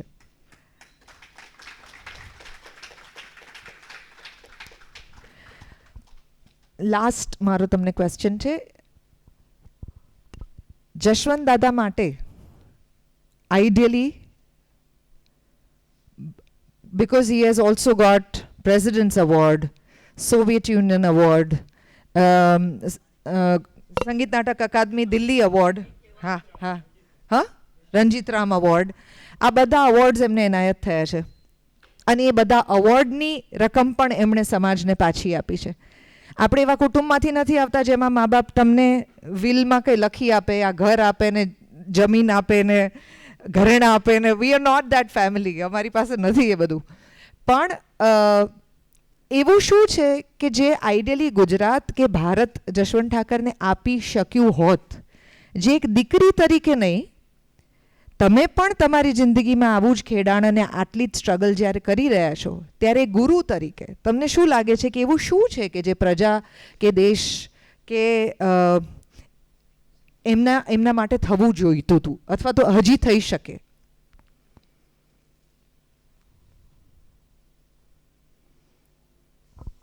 સગવડ, કામ કરવાની સગવડ. ડૉક્ટર હોય તેને હોસ્પિટલ મળે છે, ઓપરેશનના સાધનો મળે છે. શિક્ષકને બધી સગવડ પૂરી પાડીએ છીએ. દરેક કામ કરનારને એની જરૂરિયાત પ્રમાણેની કડિયાને પણ આપણે પૂરી પાડીએ છીએ. નાટકવાળાઓને પાડતા નથી. કેવી રીતે આ કલા વિકસે? કેવી રીતે આ કલાકારો વિકસે? મને બરાબર યાદ છે કે 6 મહિના ને 1.5 વર્ષના નાટકોમાં રિહર્સલ કરનાર આમાંથી કોઈ બોલ્યા નથી, પણ મોટા ભાગના કલાકારો ભૂખ્યા આવતા. ફૂડ એ બહુ અગત્યનું છે.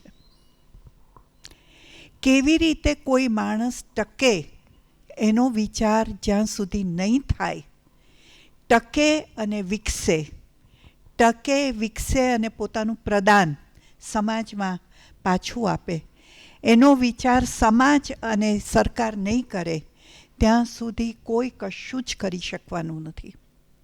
આ ફિલ્મવાળાઓને કરોડો રૂપિયા મળે છે ફિલ્મ બનાવવાના.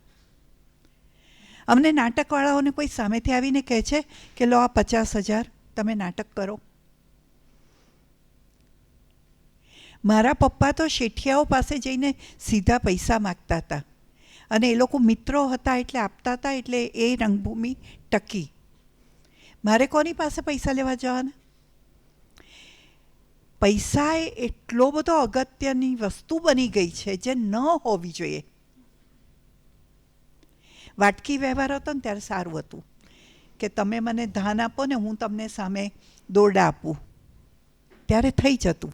નાટકો એ રીતે જ તો ચાલે છે, એ રીતે જ તો ઊભા થાય છે, પણ એ શું વર્ષો સુધી એ રીતે ટકી રહેશે?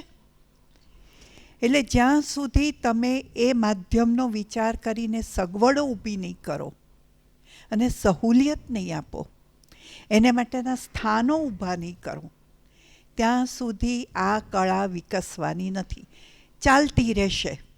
એ બંધ ક્યારેય નહીં થાય. એ OTT આવે કે ટેલિવિઝન આવે કે ફિલ્મો આવે કે ઉપરથી ધમપછાડા થાય, નાટક ક્યારેય બંધ નહીં થાય. આ લખી રાખજો. પણ બાળકને પણ પૂર્ણપણે એનો વિકાસ થાય એને માટે આપણે સારું ખાવાનું આપીએ છીએ, એને પોષણ આપીએ છીએ. આ પોષણ ક્યાં છે? મને લાગે છે કે એ પોષણ મળ્યું હોત તો જશવંત દાદાએ કર્યું એના કરતાં 1000 ગણું વધારે કરી શક્યા હોત. અને અમે લોકો પણ અત્યારે જે સ્ટ્રગલ કરી રહ્યા છે એ પણ ઘણું બધું કરી શક્યા હોત. એટલે હસમુખભાઈ કહે છે ને એ વાત બહુ સાચી છે. એક માણસ પોતાના જીવનમાં કેટલું કરી શકે છે, તો કેટલું કરી શકે છે, કઈ લેવલનું કરી શક્યા હોત. એટલે આઈ થિંક આના ઉપર આપણે બધાએ વિચાર કરવાની જરૂર છે. અમારે જરૂર છે પ્રેક્ષકોની. તો આટલો સરસ પ્રેક્ષક સમુદાય મળ્યો છે. આશા રાખીએ છીએ કે અમારી જે શું કહેવાય અમારી જે ચિંતા છે એ ચિંતાના તમે સૌ પણ ભાગીદાર થશો. અસ્તુ.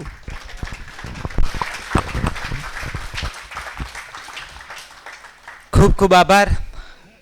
તમારી હવે 1.25 મિનિટ જ લઈશ. નવજીવન ટ્રસ્ટ, અમારા ચેરમેન વિવેક દેસાઈ, પરામર્શક શિલ્પા દેસાઈ અને મારી આ ટીમ છે મેહુલ, મિલનભાઈ, કિશન, હિમાંશુ, મનવિતા કેયુર, આ બધા વતી અને આપ સૌ વતી હું અદિતિ દેસાઈ અને દેવકીનો ખાસ આભાર માનું છું કે આપ પધાર્યા અને આપે આટલી રસપ્રદ અપરિગ્રહને આજે પણ તમે નિભાવ્યો છે, એ સંદર્ભમાં કે તમે બાંધી નથી રાખ્યો, આ વારસો અમારા સુધી પહોંચાડ્યો અને સતત નવા નવા નાટક થકી આ જ્યોત તમે પ્રજ્વલિત રાખી છે.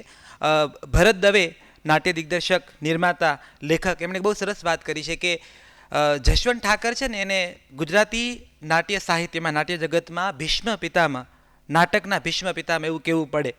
અને પછી બીજું કીધું એમણે વાત કે જો ગુજરાતી નાટ્ય જગતમાં પ્રવેશ કરવો હોય, પહેલાં તો કિલ્લાઓ એટલા મોટા હતા કે કિલ્લાઓ અભેદ્ય કહેવાતા, તો એમાં પ્રવેશ કરવા માટે તમારે દરવાજા પાસે જવું પડે.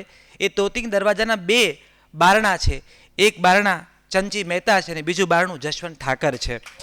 તો મને આનંદ છે કે આજે આપણે એ દરવાજાના આજે કંકુ ચોખાથી પૂજા કરી અને ખરા અર્થમાં હવે નાટકમાં આપણે પ્રવેશ કરીએ.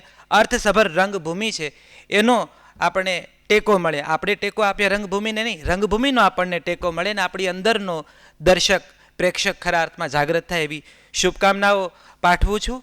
અને હવે એક નાનકડી જાહેરાત, દરવાજા પાસે એક ડાયરી મૂકી છે, આપ આપનો વોટ્સઅપ નંબર ત્યાં નોંધાવી શકો છો, તો વીતેલા કાર્યક્રમની યુટ્યુબ લિંક અને આવનારા કાર્યક્રમની વિગતો તમારા સુધી પહોંચશે. બીજી એક વિગત કે આ મારા હાથમાં એક પરિચય પુસ્તિકા છે, હસમુખ બારાડી, એમણે લખ્યું છે નાટ્યર્ષિ જશવંત ઠાકર. તો આજે આપણે જેટલી પણ વાતો કરી આમાંની રસપ્રદ વાતો પેલી સત્યનારાયણ કથામાં શેરો લઈને જઈએ છીએ ઘરે, તો આ શીરો અહીંયા દરવાજા પાસે છે, આપ લઈ જઈ શકો છો. આપની આસપાસ એવા તમને લાગે કે જે ખરા અર્થમાં ભૂખ્યા છે, એવા ભૂખ્યા લોકોને આ પરિચય પુસ્તિકા આપજો તો તમને પણ જરા જુદા પ્રકારે પુણ્ય મળશે. નવજીવન ટોક્સની આ પરંપરામાં આપણે ઓગસ્ટનો એક બ્રેક રાખીએ છીએ, એટલા માટે કારણ કે અતિશય વરસાદ હોય છે અને મૂળ તહેવારોનો સમયગાળો છે. સપ્ટેમ્બરથી આપણે ફરી મળવાના છીએ અને મનુભાઈ પંચોળી દર્શકની કુરુક્ષેત્ર નવલકથા વિશે આપણે વાત કરવાના છીએ. ઘણા સમયથી આ પુસ્તક અપ્રાપ્ય હતું.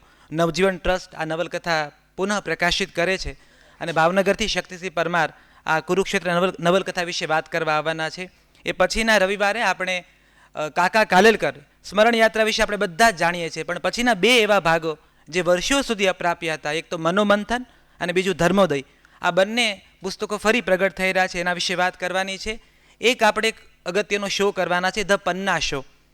તો પન્ના નાયક જેનું સંપૂર્ણ સાહિત્ય નવજીવને પ્રગટ કર્યું છે, પન્ના નાયકની કવિતાઓ, એની વાર્તાઓ, એના નિબંધ સેલિબ્રેટ થાય એવો એક 2 કલાકનો આપણે પન્ના શો પણ કરવાના છીએ. નિબંધ ફેસ્ટિવલ પણ કરીશું, કારણ કે નવજીવન પાસે અદ્ભુત નિબંધ સંગ્રહ છે. તો આ બધા કાર્યક્રમો તો ઘણા કરવાના છે. તમારો સાથ હંમેશા મળતો રહ્યો છે, તો આપ ફરી પધારો, અને આપ આવ્યા છો એના માટે આપનો ખૂબ ખૂબ આભાર. શુભરાત્રિ.